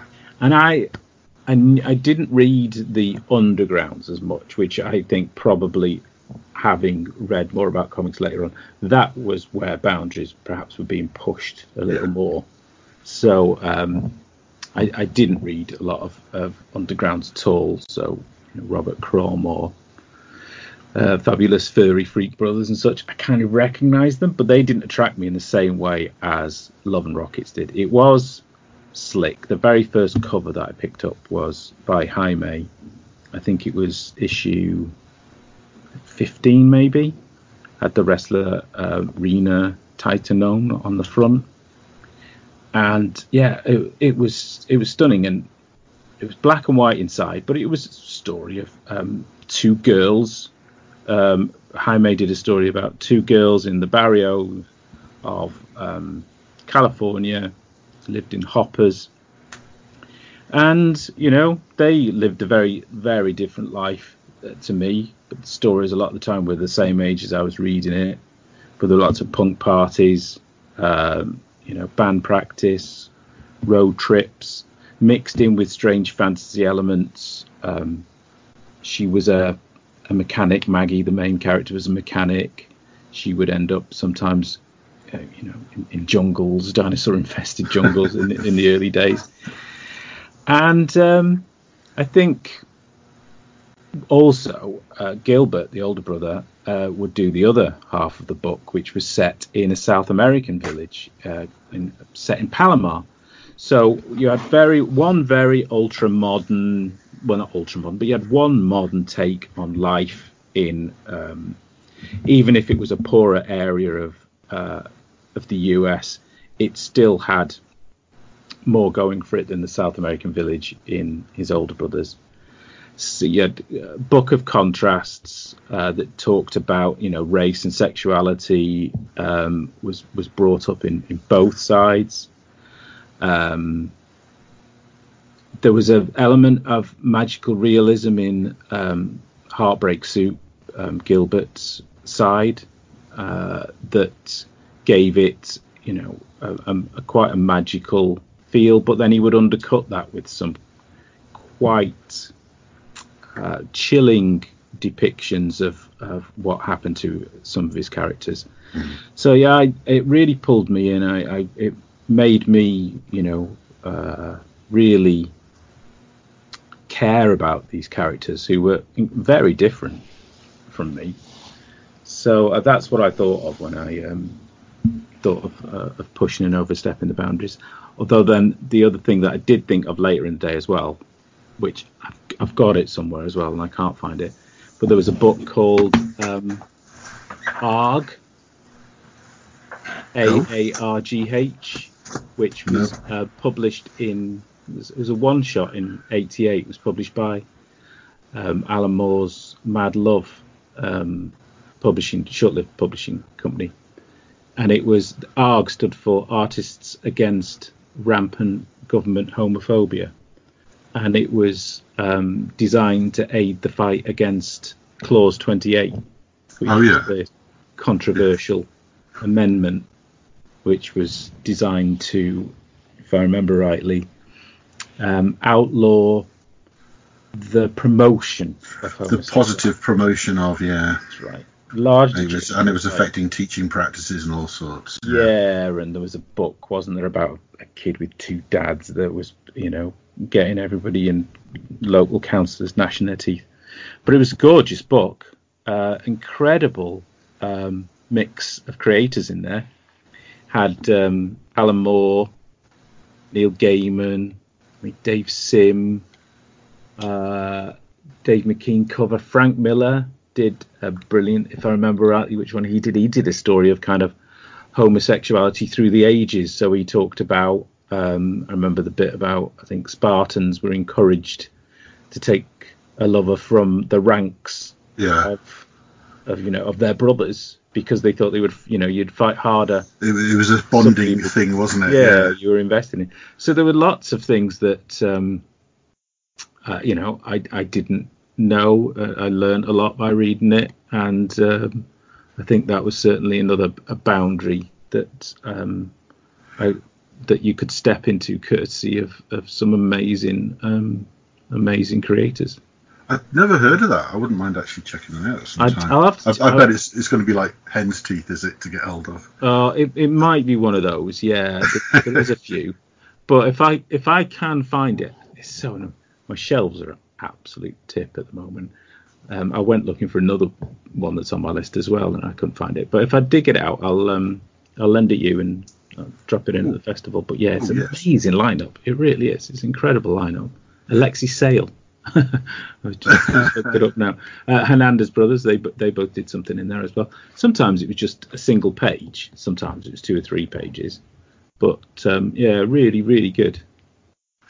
I like the pick of Love and Rockets. It's one of those things. I find it the hardest comic ever to sell to your friends, because you get so passionate about it. Yeah. And I'm trying to explain to them, it's like, you'll be this passionate as well, but in a way personal to you. You just have to read, and you kind of have to read not from the beginning, but as early as you possibly can. That's the weird thing, isn't it? Kind of a bit soap opera-y in a way, and it's how you get in. Because I like I say, it was 15 that I picked up first, and it's quite a different comic by 15. And I remember I banged on about it so much that both my girls, it's on there, want to read. And Nancy, she was the first to take the plunge. And I'll enter the first trade, which I kind of regret since. And the first few comics are much more, underground, I think, in feel. Certainly Gilbert's side, he's doing a mix of stories that are a little more experimental, and not as centered on a narrative that they become later. So I think she couldn't quite get to grips with how it didn't quite fit with what I was describing it would later become. Right, yeah. So I think I have told her, it's okay to miss bits if you don't want to read it. I think you have to accept from the beginning that you're going to miss stuff. Yeah. When they've been reprinted now, they've kind of put story arcs of a theme together, right, in a collected works, which of course isn't chronological length. So I think, if you're getting into it now, you have to. I mean, I'm just like you. It was always there in the, I'd say, underground stroke fanzine shelf. separate to the other comics, and I kind of ignored. And then basically Deadline started reprinting some stuff. Was it in Deadline? Oh, it was in Deadline. Yeah, I forgot that. Yeah, and that's what hooked me. I think they chose some good story arcs to reprint. And that's how I got hooked in. Funnily enough, there was the first time I saw it was in the back of I've probably told the story before. It was in the back of a book called The X-Men Companion. It was published by Fantagraphics, who published Love and Rockets. So you had this whole book of interviews of John Byrne, Terry Austin, Louise Simonson, Chris Claremont. It was full on early 80s X-Men days. You know, they were the rock stars of comics. So it was just black and white interviews, some pencils, so you could see, you know, it was before it was inked. And then at the back of the book, they had about, I think I remember it as being like 4 or 5 pages of adverts for other Fantagraphic stuff, which of course was not superhero themed at all. No. I think one of them might have been, possibly it might have been maybe it was, no, it wouldn't have been the Spirit, maybe, but one of them was this page of about, I think, 15 small panels or something like that. They just kind of centered in on different aspects of certain panels and put it all on this one page. So you had this mix of Jaime's figures mixed with some bonkers art from his brothers. And it was really arresting visually. You know, it would stop me in my tracks every time I looked in the book. And it became a favourite page just because of how intriguing it was. It was not like anything I'd seen before, but that name I recognised then when I saw it in the shop. And yeah, it was always a pull. It was amazing. Yeah, absolutely superb series. I kind of interpreted this the same way as you did. I couldn't think of anything that was overstepping boundaries as such. But when it comes to pushing boundaries of what you would expect to actually be seen in a comic, and the two things that immediately sprang to mind, because I suppose they kind of do a similar kind of job, is Mouse and Persepolis. Oh, okay. And I guess I plumped for Persepolis purely because I think most people are aware of the comic Mouse and the subject matter that it covers. But Persepolis was something that was in my lifetime. It's events that happened whilst I am still here. They are still going on. Mm-hmm. So I plumped for that. Persepolis is Marjane Satrapi. Came out in the 2000, I think. Maybe I think the English version might have been 2001. But I mean, it actually hit bestseller, didn't it? In book charts. Yeah. It feels like a bit of an obvious go-to because I'm sure a lot of people had read this, but Persepolis is the autobiography of her growing up through the Islamic Revolution in Iran, all the way through to the Iran-Iraq War. And there is a follow-on volume. I'm talking about the first Persepolis book, and it basically follows the extreme politics running through the country at the time, and there's just a huge cultural shift and a removal of personal freedoms. And the fact that it's done through the eyes of a very young Marjane as a child, it engages instantly, I thought. I kind of grabbed it for a flick through, and I just remember right from the start, it's just a group of young girls they're in a playground, and they're playing with the veils that they are suddenly required to wear. They don't know what to do with them. They don't know what they are. They're doing everything. They're making cloaks out of them. They're just jumping around playing, and it kind of engages you immediately because you realise immediately, without anything being said, what's happened. This has been imposed on them. And I just think it's very clever.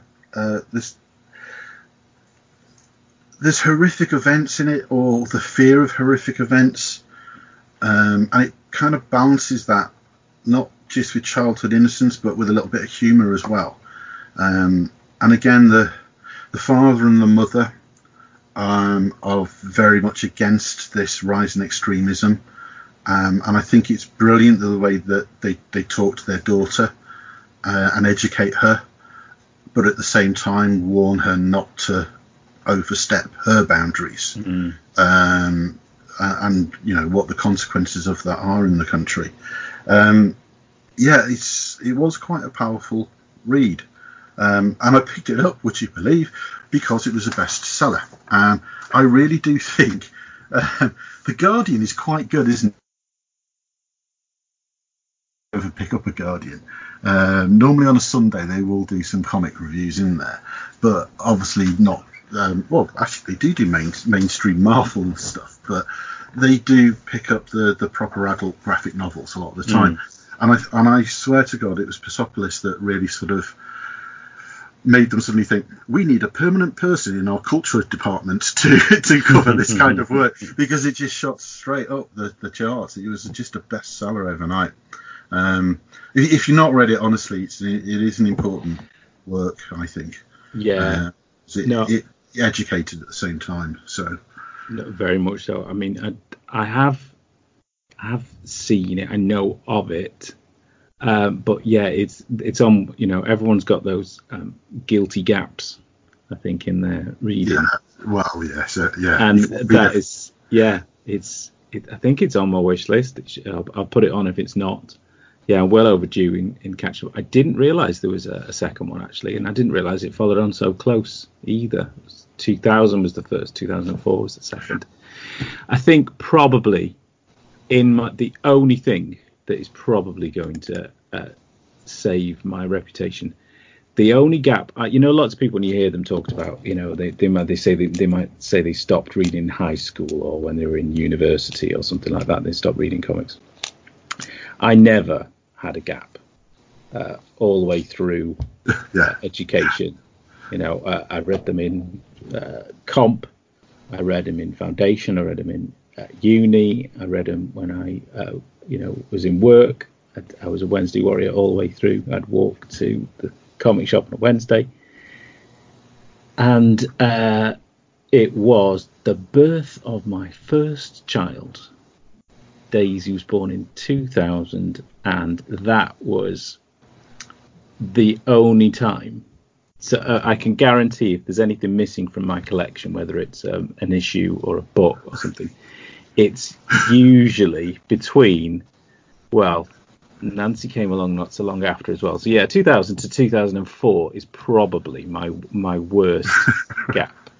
And I was still reading them, but it was harder to make the time to go and get them. So I thought that story was going to go the other way then.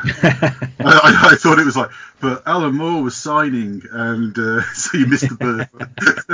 Yeah. Oh God. No. The other thing that made me think when I was reviewing, looking at this, was when we recorded last time the first part. On that particular day, we both noticed and said to each other about there was a BBC News article, wasn't there? About the mayor of Rio de Janeiro trying to ban Marvel's Avengers: The Children's Brigade. That's right. And it was all down to the depiction of, it was just Hulkling and Wiccan having a committed homosexual relationship. And I think it was reported before, but that particular day it was the big newspaper over there actually put on the front cover of their newspaper. That's right. A picture of Hulkling and Wiccan kissing, which we both found that's quite a cool thing for them to do, actually. So I don't think we should forget that Marvel and DC kind of do a bit of boundary pushing themselves through the years. Yeah. And you've got countries which are still trying to catch up with some of that boundary pushing. Very much so.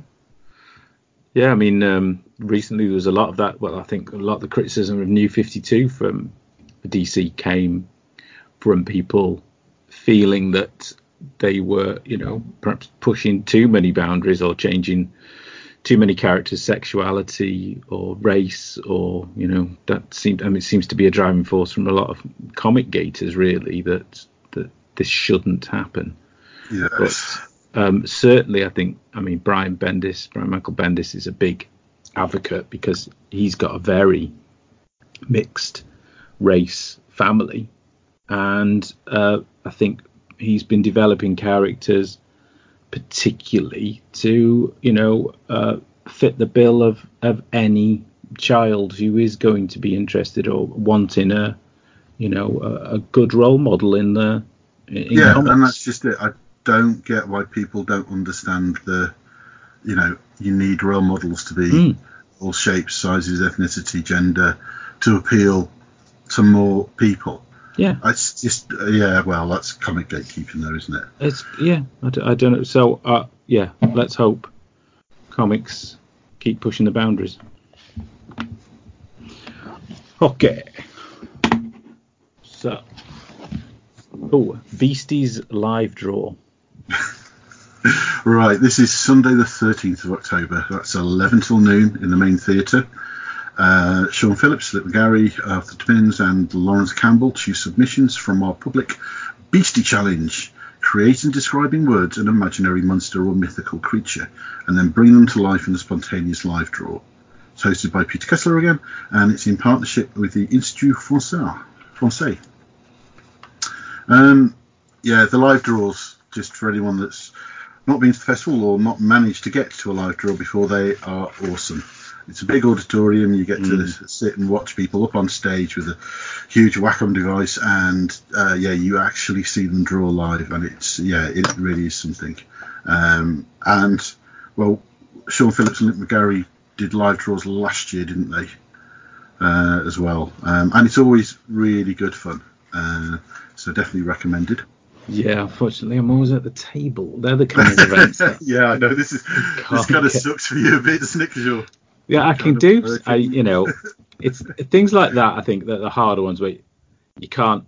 I would find it difficult to go and I love to do them. I think luckily the first year I was on my own, but each year I've come with somebody. And if there is something desperate or somebody that you want to get signed, and or just go and shake their hand, you can generally nip off and do that.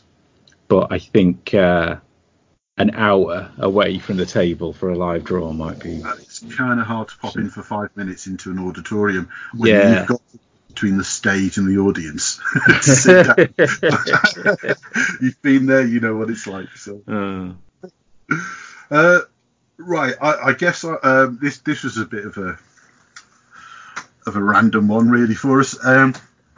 I kind of went for the mythological side on this one, and I went for a beast that's kind of ingrained in European mythology, and I've chosen Joe Kelly and J.M. Ken Nomura's I Kill Giants. Because I never got a chance to talk about it last year.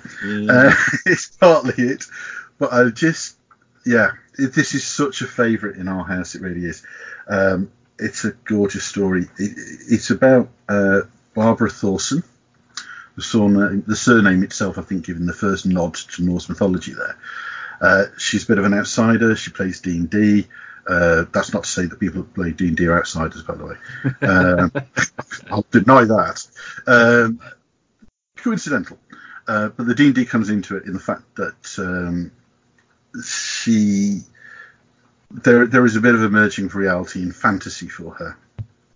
The giants in question, I think, really retain this feeling of mythological status because you don't really see them directly, and it's all about reality and fantasy blurring for Barbara, and I don't think I'm giving anything away to say they're metaphorical giants, and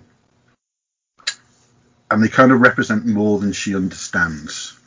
It's a coming of age book. I think the fear of the giants coming and the threat of the violence and chaos that they'll bring kind of represents change, really, I guess. The manga style of Nomura really suits the character, I think, because the character's really sort of frenetic and jumps from one thing to the next, and she doesn't stop talking, and it just kind of looks nice in that style, I think. And again, the character of Barbara, I love. It's complicated. In the book, she's not always likable. She's quite sharp with people, quite not never going as far as cruel, but and I guess it's just I just love the writing, the way it goes to a slow reveal for the end. There's a film which was it last year, or have I got my festivals mixed up here? It was last year, yeah. They had it on, and Joe Kelly was there because it was Marvel versus DC last year, wasn't it? Yeah, I think I've spoken about this obviously on the podcast before because I love the comic book. Ian and Nikki and myself went to a preview showing of the film before it was released, which I thought was really nice, with a little intro stuff from Joe. And I love the film. It is different slightly, but I think it keeps everything it needs to. They've obviously made Barbara a bit more sympathetic from the offset, but it's just a favourite in our house, this book. And I can't recommend it enough. But I just love the fact that you've got a mythological beast like the giant. It means so much in the book, and yet appears almost on the peripheral. And I kind of like that. Yeah, it's very representational, isn't it? Yeah, I was blown right away by the movie. I thought it was really, really good. For the girls, they saw the movie before reading the book, but I don't think the art is so engaging. I don't think that matters. But Daisy, my eldest daughter, she was with us last year at the festival, and she went over and had a chat with. I was in the room at the time. Yeah, she had a word with them. She said they were brilliant. They were. So she got a couple of books, we got them signed and sketched in, and they were awesome with her, and they both girls now have, a copy of the book that they will treasure. So that's brilliant. We went to go to the preview showing of it early in the year. There was Alison actually had a pair of bunny ears stuffed in a handbag, and I think she was expecting all these people to have them on. It's like, okay, maybe the book's not as well known as we thought. Maybe this isn't audience participation. Okay, right. Well, at least she had them in the handbag and not, didn't rock up wearing them. Yeah. Oh, they did go on in the end. Oh, brilliant! Good for her. For me, sorry, I'm making a racket. It's a flask of hot water. Unfortunately, it's that boring. Right. Well, first of all, shout out for Monster Kids, my own small press comic about a band of misfit monsters attending their first day of school, available on Comixology. But I've chosen a book full of fun monster beasties for this age group. I can imagine, it's going to be,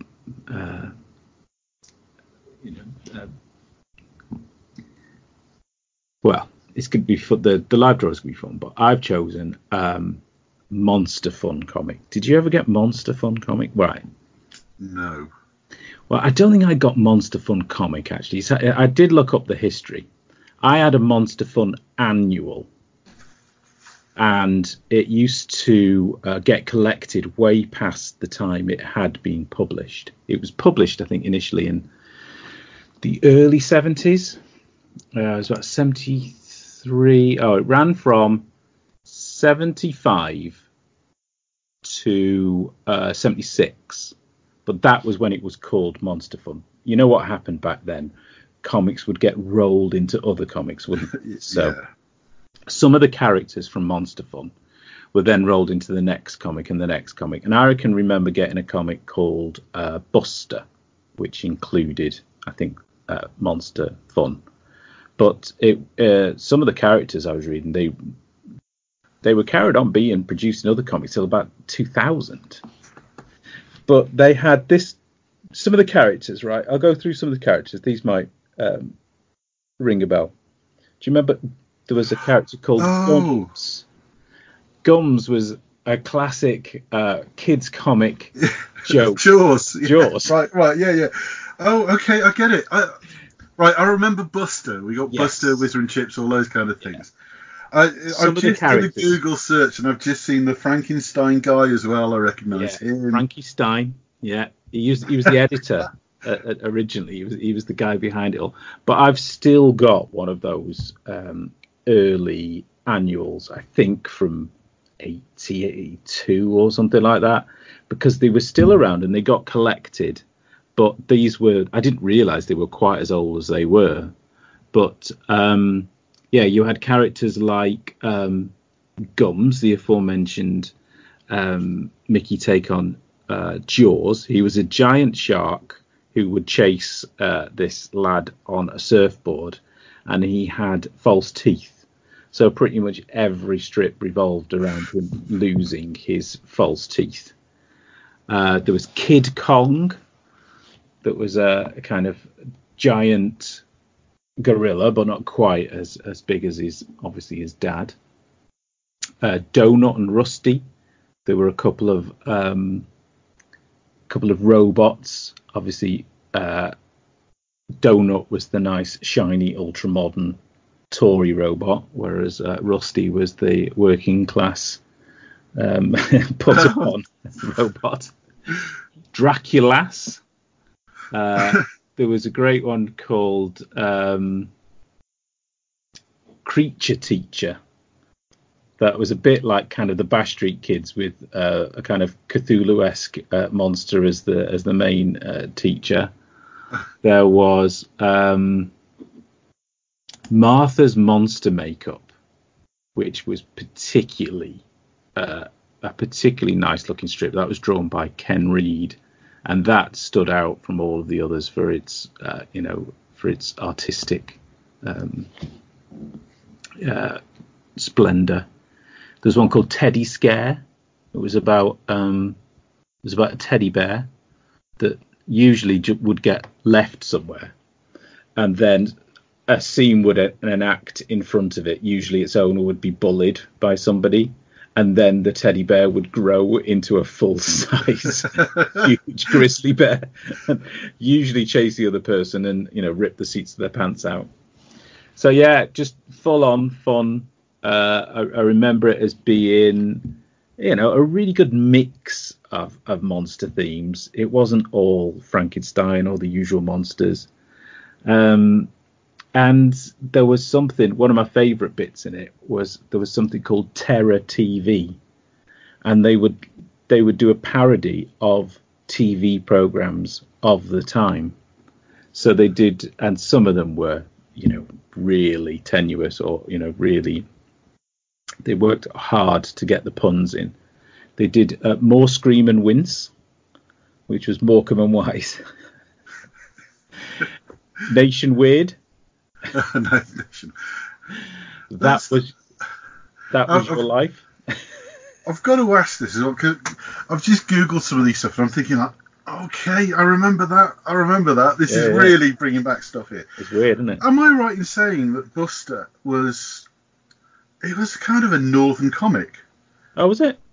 No, I'm asking, because I'm just thinking, like, some of the characters I seem to remember, I'm thinking, like, I probably didn't occur to me that they wrote sort of specifically northern and southern characters sometimes. I'm thinking about the wider Wizard Chips and stuff as well. Yeah. It's only just looking at some of these, that's all.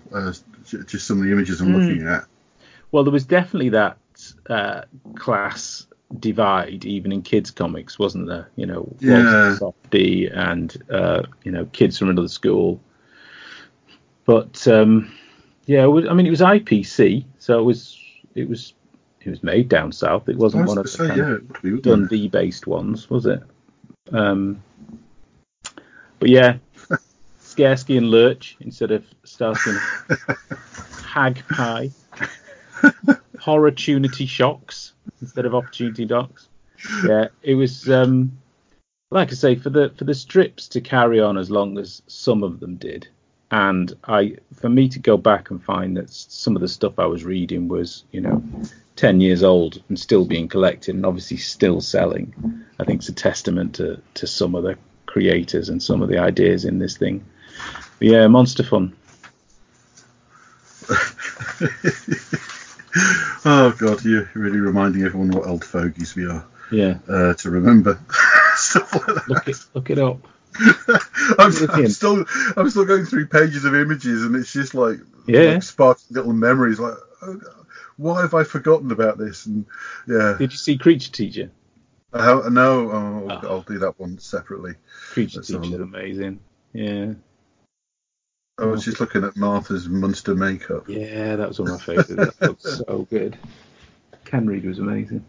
But yeah, I mean, that was this was they did used to give stuff away back then, but it was not every issue. It was really nowadays it's £5 worth of plastic and then 3 pages of comic. Yeah, and even then, when you actually look at the comic inside, you're lucky to get probably 5 pages of actual strips, and most of it is just text pages or puzzles or activities or something like that.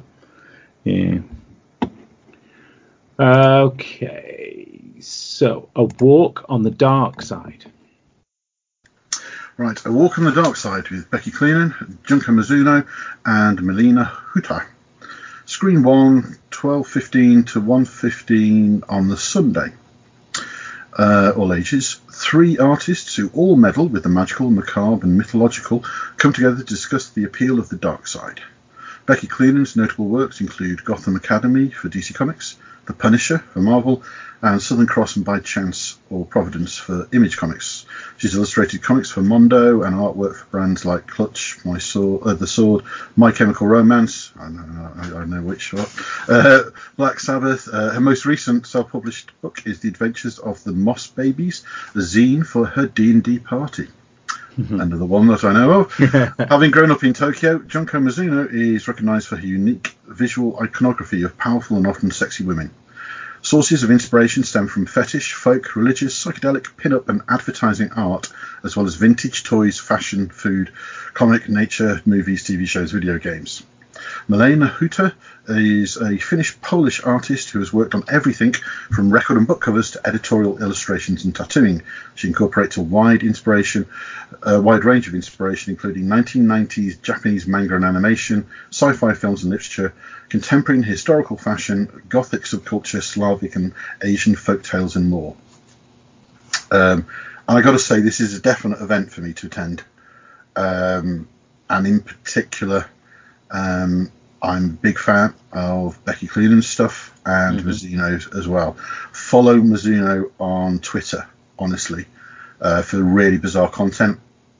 She's one of these people that's an artist, full stop. So she's not in one medium or another. She does all sorts of stuff, including some bizarre collectible toy stuff. Just Google Infected Junko Bear sometime for some amazing images.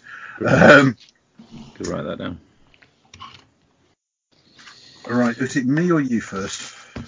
I can't remember. I struggled with this one a little bit, to be honest, because we'd done Gothic in the last episode. Yes. I didn't. Well, we did Gothic and Hell, didn't we, in the last episode? Yeah. So I think this is why I struggled. Yeah. So I thought, forgetting that it was in part 2, so we probably could have, maybe trod some of the same ground. But yeah, I literally went to the word dark, and I mean, I've got 2 things to talk about. I suppose we have a main and a honourable mention a lot of the time. But the original dark superhero I always think of was Dark Phoenix. That was one of the first times I think I certainly remember a superhero getting turned to the dark side. And in a really, well-paced manner, because it didn't happen overnight. It wasn't one of those stories where somebody just turned up and put a spell on her, which still happened. I think there was a storyline later on where John Byrne turned Invisible Girl into a dark version. She was called Malice. Looked like she was on her way to an S&M party, and that was literally overnight. That was somebody just turned up, a hate monger or somebody. But with Dark Phoenix, she was a member of the X-Men. She was involved in all of the adventures, but it took, from her coming back, which was after 100, I think, to her actually appearing as Phoenix, which was maybe 120, something like that. But then it wasn't till, I think 135, something like that. So you had a good, if we go on by 12 issues a year, you had a good probably 12, 18 months of her going from what was a relatively new hero as well, Phoenix, to being somebody that got turned not just by the power, ultimate power that she now seemed to control, but also by the brilliant Hellfire Club, which I thought character-wise was superb.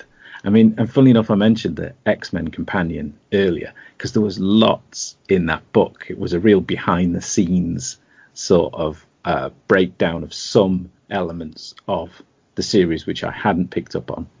Apparently, John Byrne based a lot of the characters that he drew on actors. So he based Jean Grey on Raquel Welch.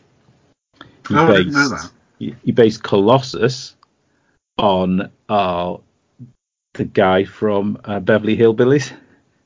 Oh, right. Yeah. Based it on Jethro. Based on Jethro from the bit. And when you go back and look, it's like, yeah, he looks the spit of him. But Hellfire Club wise, he based Donald Pierce on Donald Sutherland. Yeah. And he based, is it Harry Leland on Orson Welles? Right. I can't remember who. Sebastian Shaw was probably, maybe it was Robert Shaw, because I think there's links in the names as well. I think I can see that absolutely. I was going to suggest that if you didn't know it, I would have suggested it. Yeah. Yeah. All right. Okay. I didn't know it was a thing he was doing. But I was a huge John Byrne fan back in the day. Most of the stuff I bought in back issues, most of the X-Men stuff was when I was buying my stuff regularly from the newsstand. The X-Men stuff had been and gone, so most of my connection to this was through British reprints, which was being reprinted well after it was in the actual American comics.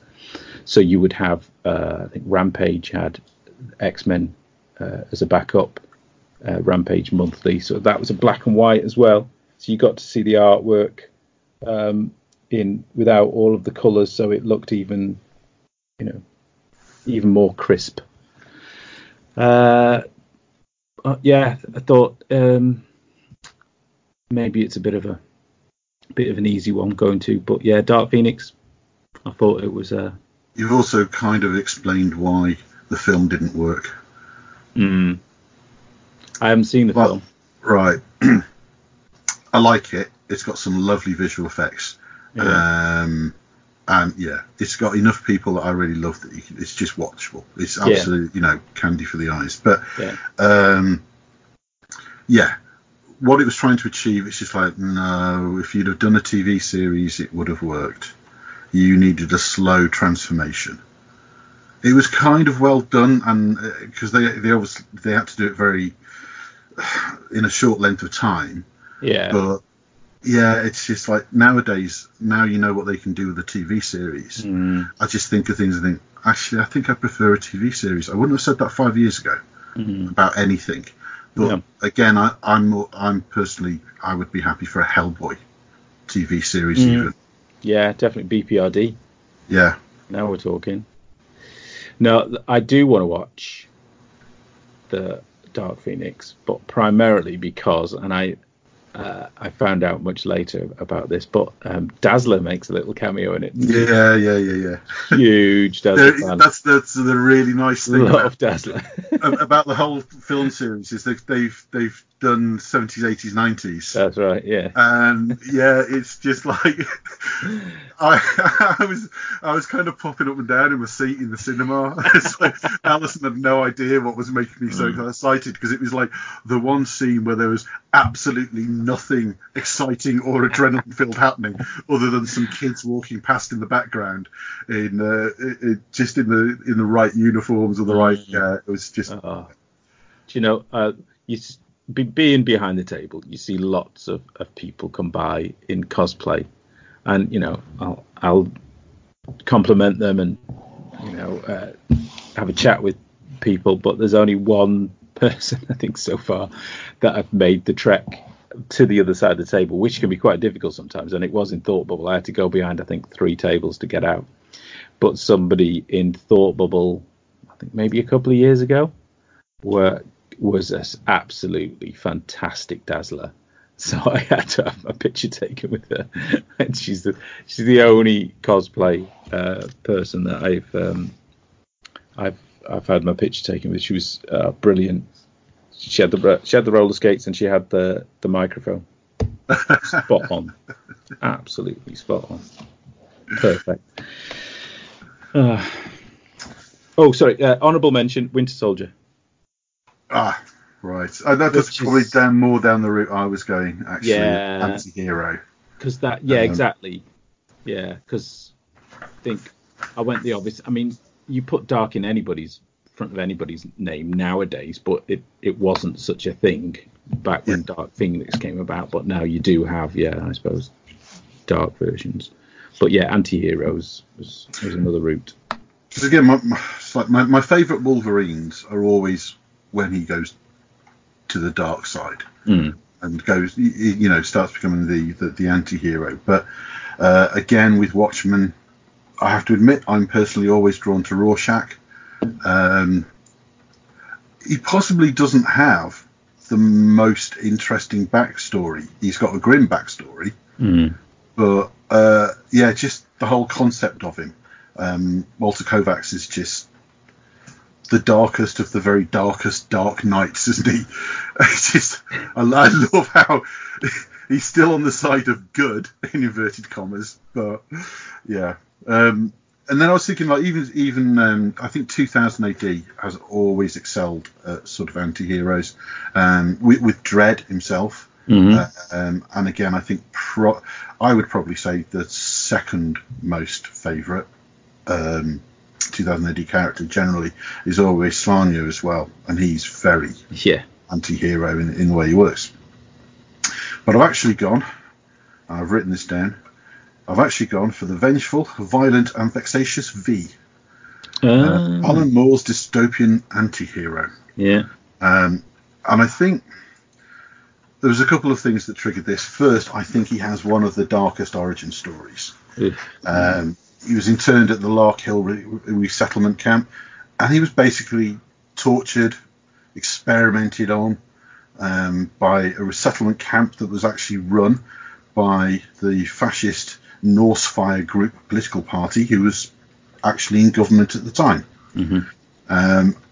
It's a righteous revenge story. Yeah, I think that sounds right. And it's against, not only directly against his abusers, but it's against the government itself, and against not just fascism either, but actually against government of any sort. I should say, if people haven't read and watched the film is very, very different. Very different. I love the film, but it's a completely different kettle of fish than the book. The film makes out that V is somehow powered through these experiments, and it's purely against Norse fire, and it wasn't just against Norse fire. The motives were all different as well, and I think they tried to update it but lost the messages. And I can understand why there's so many films of Moore's work where Moore absolutely disowns every single one of them. And I can kind of see from a personal point of view why he disowned this one. I love it, and I love all the people in the film as well. I think, but it's a great watch, but it's not the comic book. And that's a shame sometimes. But well, the comic, it's such an interesting artistic style to see David Lloyd working in as well. Yeah. The lack of outlines, which is so prevalent in the medium, but to see, and the original black and white, of course, because people might not know that for the longest time it remained unfinished, didn't it? It did, yeah. It was originally published in Warrior magazine, which only went about 27 issues, something like that. Again, all in black and white. It was totally in black and white, and it was, short episodes, and then eventually DC picked it up, pre-Vertigo, and it was finished and coloured. Yeah. And the colour, which was brilliant and worked, but did make it made it feel like a different book when you were used to reading the originals. It was fantastic and it was great. But that's probably the version where I read it properly. I read bits, but like you said, it was unfinished, and then it was published in different bits here, there, and everywhere.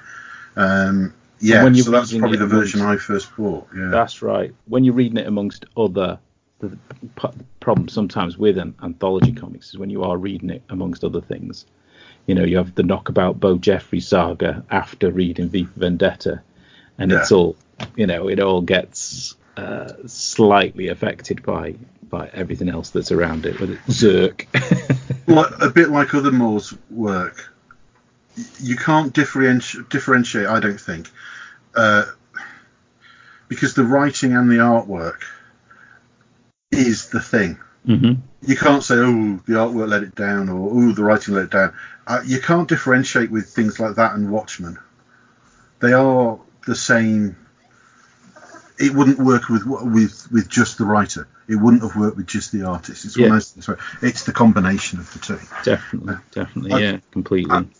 The main reason I chose V when it comes to walking the dark side is, and it's done very differently between the book and the film, to the same means, but it's the book I'm talking about specifically, and that's when he wants to bring Evie onto his side, and the way he does that is to capture her, make her believe that she's in the internment camp, and torture her. It's the one thing that it kind of works in the film as well, but not as well, I think, because he then obviously has to reveal the truth and make her come to the conclusion that it doesn't matter that it wasn't true. She's been there, she's felt it, she's on board now. And I just think you don't get more anti-hero or morally bankrupt than capturing somebody and torturing them to get them on side. And I was, this brought up a conversation about it the other day. At the end of the conversation, I kind of came out with a line which I'm going to have to repeat because it's actually got me thinking more and more now. But I kind of said that I worry that Moore's 1980s vision of our future has become less of a warning and more of a template. And the more I think about it, there is so many warning signs that are being ignored here. But anyway, brilliant. Yeah, the targets as well are all different as to where he tries to blow up and all sorts, isn't it, between the book and the film? Yeah, and I think that was kind of because they tried to modernise it a little bit. It was streamlined a little bit, wasn't it? Yeah, I can't remember a lot of the movie. I have seen it, but I think I must have been thinking of the book when I was watching it. I think sometimes that happens. You just wait for some visual or something that reminds you. But there's that great scene in the book where they're on the ledge. Is it around the police station? I seem to remember. I'm mixing that up, but that's always stood out. You kind of wait for your favourite bits sometimes to pop up, and they're not. If they're not there, it's just not right. An interesting thing on the film that I only learned a bit later was it's Hugo Weaving, isn't it, that plays V? That's right, yeah. And it's his voice. Mm-hmm. But when they started filming, it wasn't him. It was James Purfoy. Oh, okay. And he had to drop out. And some of the scenes were already shot with James Purfoy, but it's got a mask on. So they kept it, and I can't remember the reason he gave for dropping out now, but he didn't get credit either. He didn't want the credit. Not out of spite or anything. He didn't want to take anything away from Hugo Weaving, because he thought he did a superb job. Mm-hmm. So, I never realised that before. It was, I didn't know that. That's the factoid I came across. Mm-hmm. Right. What's the next one? Wake my machine up. Oh, it's the last one. We're on number 5. Dungeons and Dragons. Right. Which you've covered. You yourself have covered many times. I have played Dungeons and Dragons a long time ago now, but I don't think I've read any Dungeons and Dragons comics. Well, the actual event and one I've got written down, there's actually 2. Because on Sunday the 13th, 2:15 to 3:15, screen 2 at the brewery, Chris Thompson hosts a discussion with 3 creators who are addicted to D&D. Andy Diggle, Becky Cloonan, and Cy Spurrier discuss the similarities and influences between D&D and the comic book world, with a focus on storytelling and character development across both mediums. But there is another event. There is an actual live D&D play going on, where if you are new to Dungeons and Dragons, you can go along and participate in. So highly recommend that. And as you were about to say, you've been trying Dungeons and Dragons yourself. Well, I've played it a long time ago.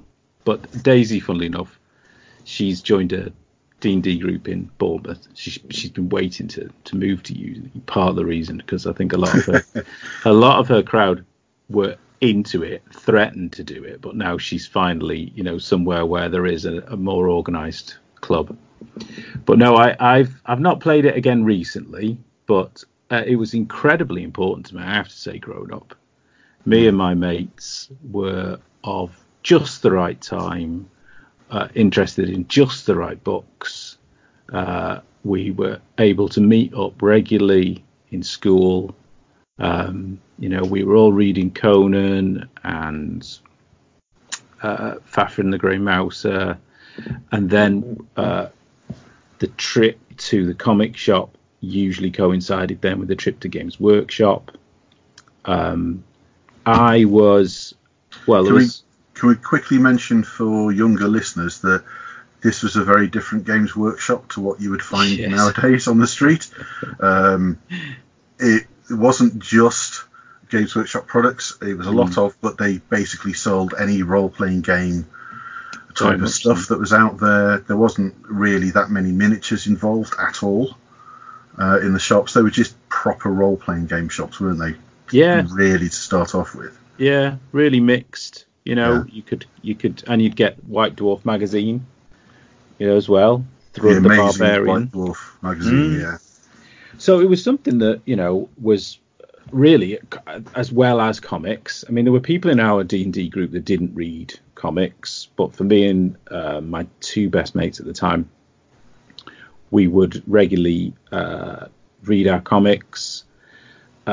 we would meet up, and we'd have a few DMs, which was quite nice because that meant I got to play as well. But I would DM a lot myself, and to be honest, I think a lot of that experience and being in charge creatively of a story really sparked and stayed with me in some of my comic storytelling.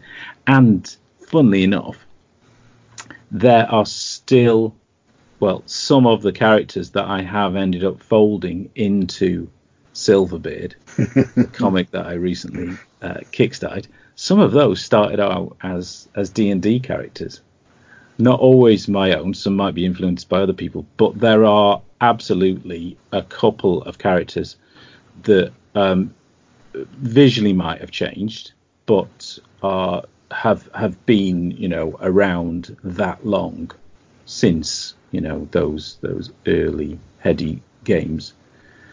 So loved D&D. So I mean, there's trouble creating stuff takes a lot of time and especially obviously because you want to do it properly. I remember I would spend a lot of time on my campaigns, and in fact it was actually the greater choice available to us in gaming shops that eventually almost, apart from going off to uni as well, but it was the fact that everybody had the ability to pick up a role-playing game based on something that they were equally passionate about, other than, say, the standard fantasy D&D. Yes. So we ended up with one guy was really into Cthulhu, so he bought Call of Cthulhu.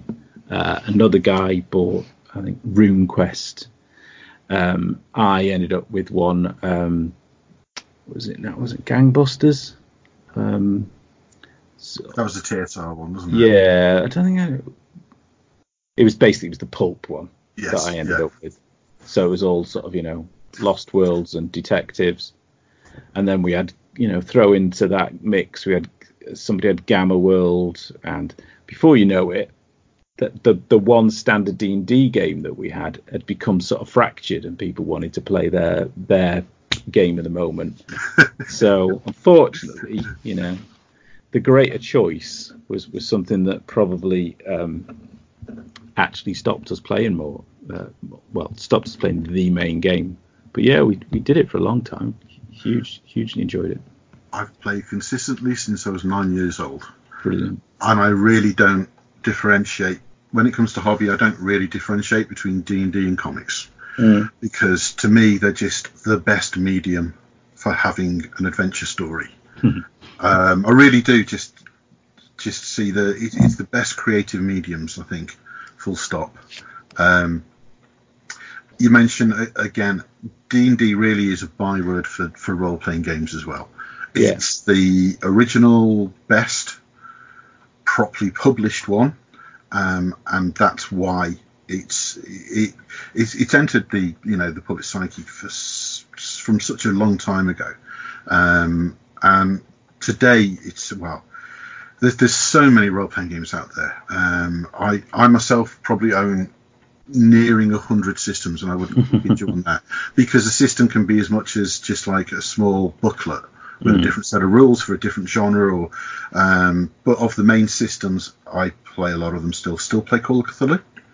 I'm actively playing Call of Cthulhu over Roll20. I am running 2 in-person D&D campaigns at the moment. I'm playing in 2 D&D campaigns at the moment, one in person, one in Roll20, which is an online way of playing role-playing games. I have so many games in the pipeline. The Alien RPG, based on the Alien franchise, has just come out. It's a superb set of rules. I've got a group of players that are eager for me to paint up some miniatures and get going on that. And even more excitingly is, for a long time, I always played D&D, but for a long time I had my main games were Call of Cthulhu and Cyberpunk 2020. Oh, right. This is why my Twitter handle is Cthulhu Punk. It's all explained. I've not heard of that one. I did do a hybrid campaign, which was Call of Cthulhu with Cyberpunk. So it's a homebrew thing. But yeah, it was because those are my two favourite games. But Cyberpunk 2077 is basically the role-playing game they've converted to. I mean, everyone is so eagerly anticipating this game that's coming out. It's going to beat The Witcher or anything. I'm not really into computer games particularly. I don't have games, but I'm so looking forward to Cyberpunk 2077 because it's just an evolution of one of the best role-playing games I've ever played. And they've just about to release, I'm waiting on it to be delivered, something called Cyberpunk Red, which bridges the gap between 2020 and 2077. So it's a midway sort of, it's the prequel, and they're doing that as a role-playing game rather than a computer game. Okay. So that's going to be delivered very shortly.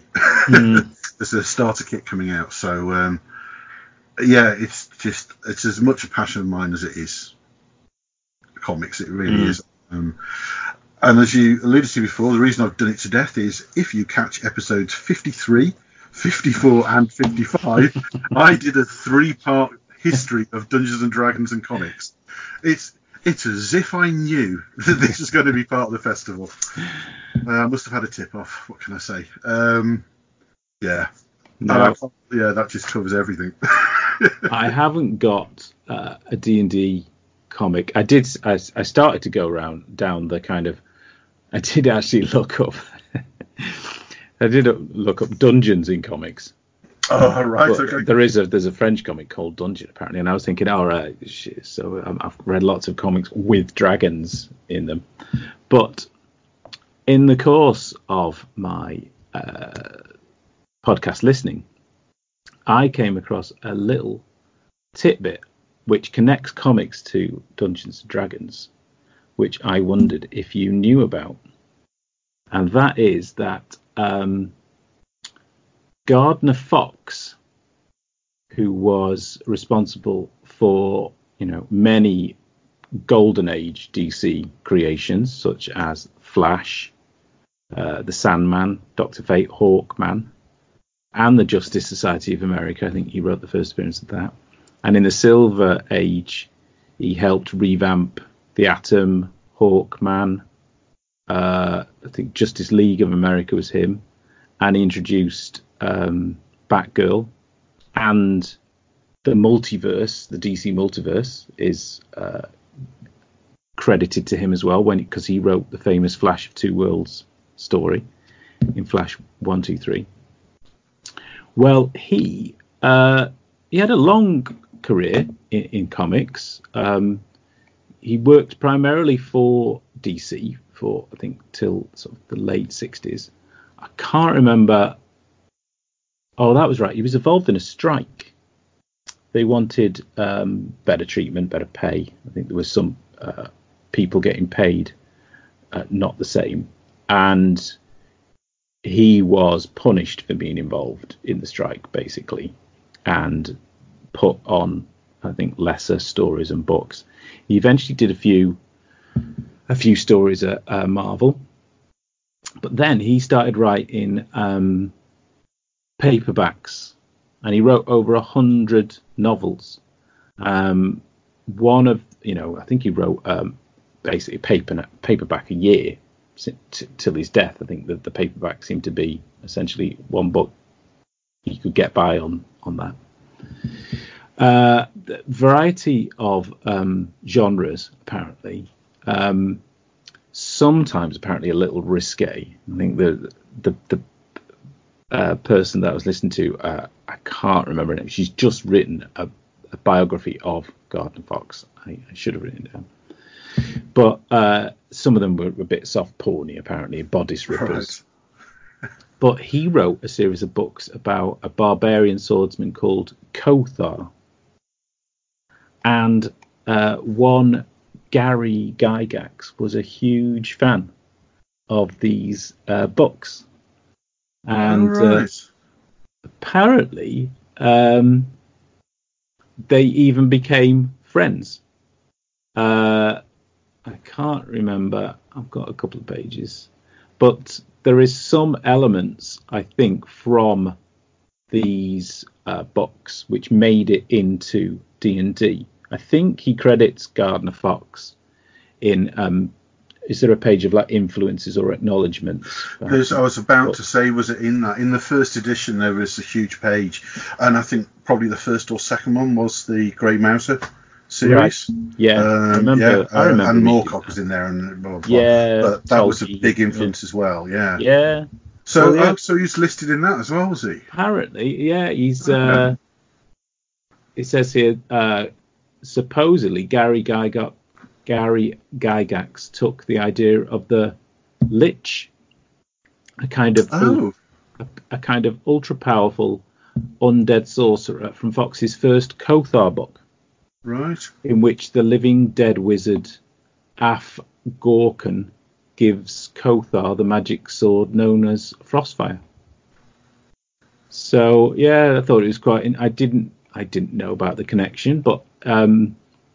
He went on to be involved in a D&D-esque themed board game as well, apparently, which apparently is still recognised as being a good play. Because he was TSR and was the original company that launched Dungeons and Dragons. A lot of their, well, I think I mentioned it in my history guide. A lot of their in-house writers that used to write the adventures, then started writing for comics. But a lot of them started by contributing to the Dungeons and Dragons official comics, right? And then basically, obviously, you're in the publishing house then for comics, aren't you? So, so there was a lot of comic writer, stroke adventure writer people out there. Oh, right. No, I didn't know about that one. I read a biography on Gygax as well a long time ago. I'll have to reread that, see if that's... have a look in the index. Apparently, he wrote a story that appeared in issue 2 of The Dragon as well. Gardner Fox and Gary Gygax became friends, paving the way for Fox to create the third of his sword and sorcery heroes, Nile of the Far Travels, for Dragon magazine. Right. Dragon magazine was it was a Dungeons and Dragons magazine that came out. So you had a bit of adventure, you had a bit of articles about some new magic weapons, or this is how to role play a paladin, all that kind of thing. And again, they're wonderful. I've got pretty much got. There was Dungeon magazine as well, which was just adventures. Dragon magazine was the articles. White Dwarf originally was the best role-playing game magazine. It just did every system, whether it was owned by Games Workshop or not. Games Workshop's a very, very different company now. It has a very sort of boutique miniature war game line, and that's it. But it used to be, a long time ago, it was just the home of role-playing games in Britain because of who started it. Yeah. That's their sole intention was to get Britain role playing, and they succeeded. Well, you could buy game scenarios, couldn't you, that listed 3 or 4 systems on the front. You would say it was capable to be played with, blah blah and blah. I remember I picked up a few that were able to be, used in Call of Cthulhu or Gangbusters or, Yeah, again, what White Dwarf used to publish generic adventures or they'd actually put the stats in for different. But all I've got to say really is, if you haven't played Dungeons and Dragons, go and have a go whilst you're at the festival. There is a big, of the Venn diagram of geek, there is a very big crossover with the creativity of Dungeons and Dragons and the creativity of comics. Right now, Dungeons and Dragons is on its 5th edition. It is the most friendly, most usable and most fun edition ever. I think that's very generally accepted between veteran players like myself, and I think it's done an incredible job of bringing young players in. When I offered at my local games club to start running D&D, normally you have 3 or 4 players is a good number. I immediately had 10 people. Cool. 8 of which had never played before, I don't think, because they knew about it, and these are younger players, and they just know that it's cool now, and it is. Yeah. Go on Twitter, people. It's just it's super. Well, Stranger Things helped, didn't it? I think certainly it's a massive pull for put it in front of a lot of eyeballs, and they re-released the 5th edition starter set as a Stranger Things themed one. That's right, I saw that. To play the adventure that Will wrote in the series, and you get a couple of Demogorgon figures, because the Demogorgon in Stranger Things, Demogorgon is a very myth, is just part of the myth of Dungeons and Dragons, but it's actually a very chaos god, basically. It's a demon lord. So it's a bit different than Stranger Things. So I like it that they completely themed it. This is like, this has brought in 30 million new players worldwide. Had we better do something as a nod to it? Yeah, something about a starter set, and probably got under 10 million. It's a worldwide played game. That's the thing as well. So yeah, brilliant. Right, yeah, yes. Hopefully, Daisy will come back and she can DM a game, and me and Nancy and Non can have a party. Well, there was talk a while ago of a podcast crew, friends and family game, maybe on Roll20 sometime. Oh, yeah. I might try and organise that as a one-shot for all of us to play. Yeah. Does Ian and Nikki play it now with their boys? And yeah. Brilliant. Very, very fond memories. Right, well, that has got us in a remarkably short time, Mike. I think it's unheard of. We might even get complaints. That can't be right. Is that under 2 hours? It's only an hour and 35 minutes.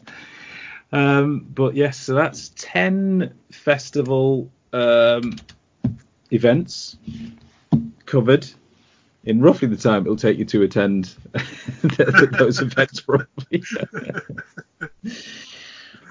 Superb. Right, so yes, we're on the 30th of September we're recording. I think it's going to be released tomorrow, but we're looking at Sony. We're only looking at 2 weeks. Yeah. Better get the blooming comic finished.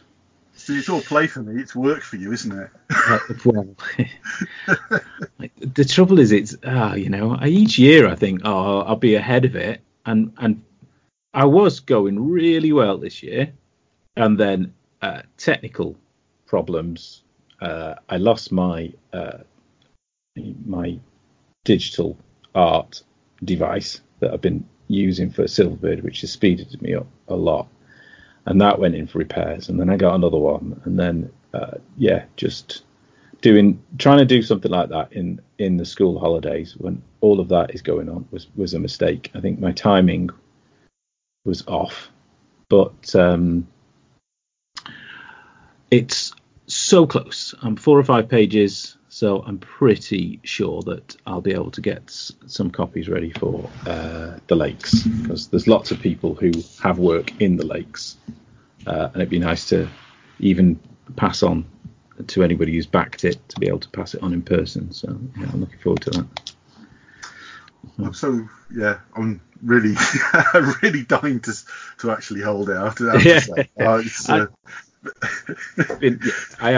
I've been waiting for longer than anybody else out there, remember, because I knew about it before anybody else.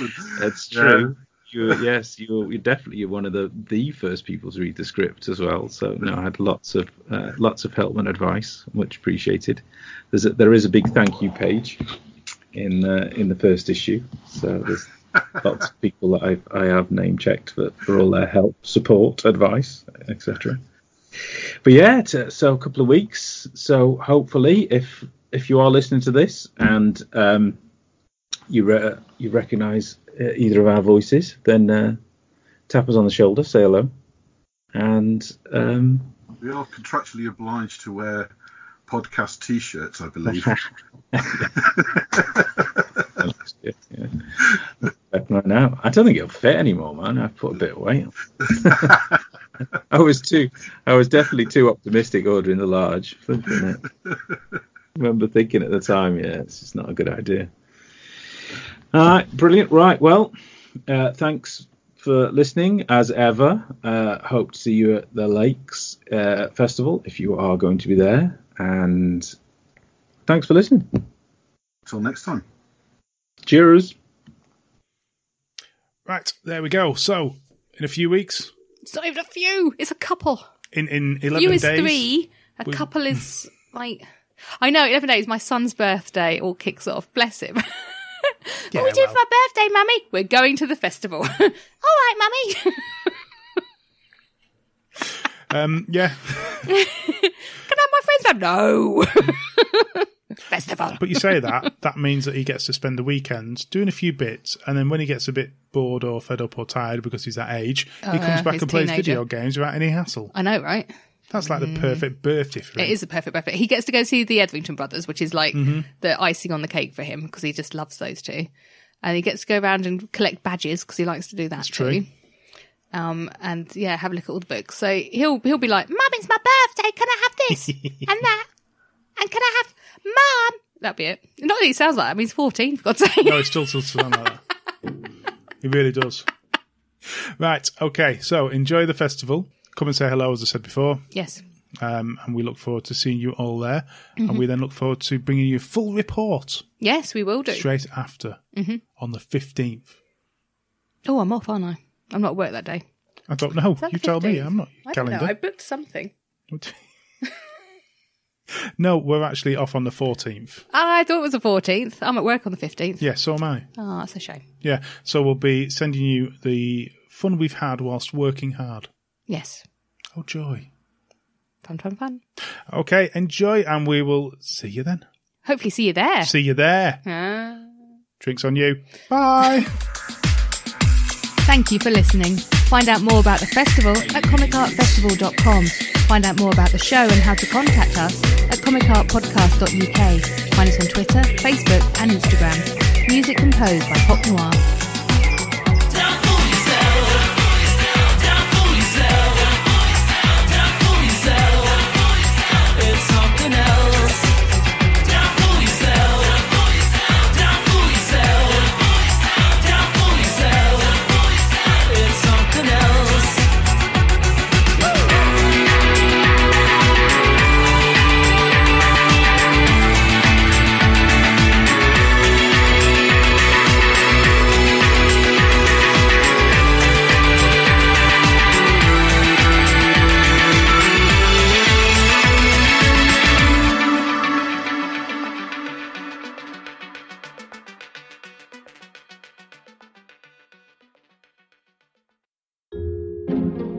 This podcast is part of Britpod Scene, an independent network of uniquely British podcasts that's always growing. Check out BritpodScene.com or Britpod Scene on Twitter to find out more.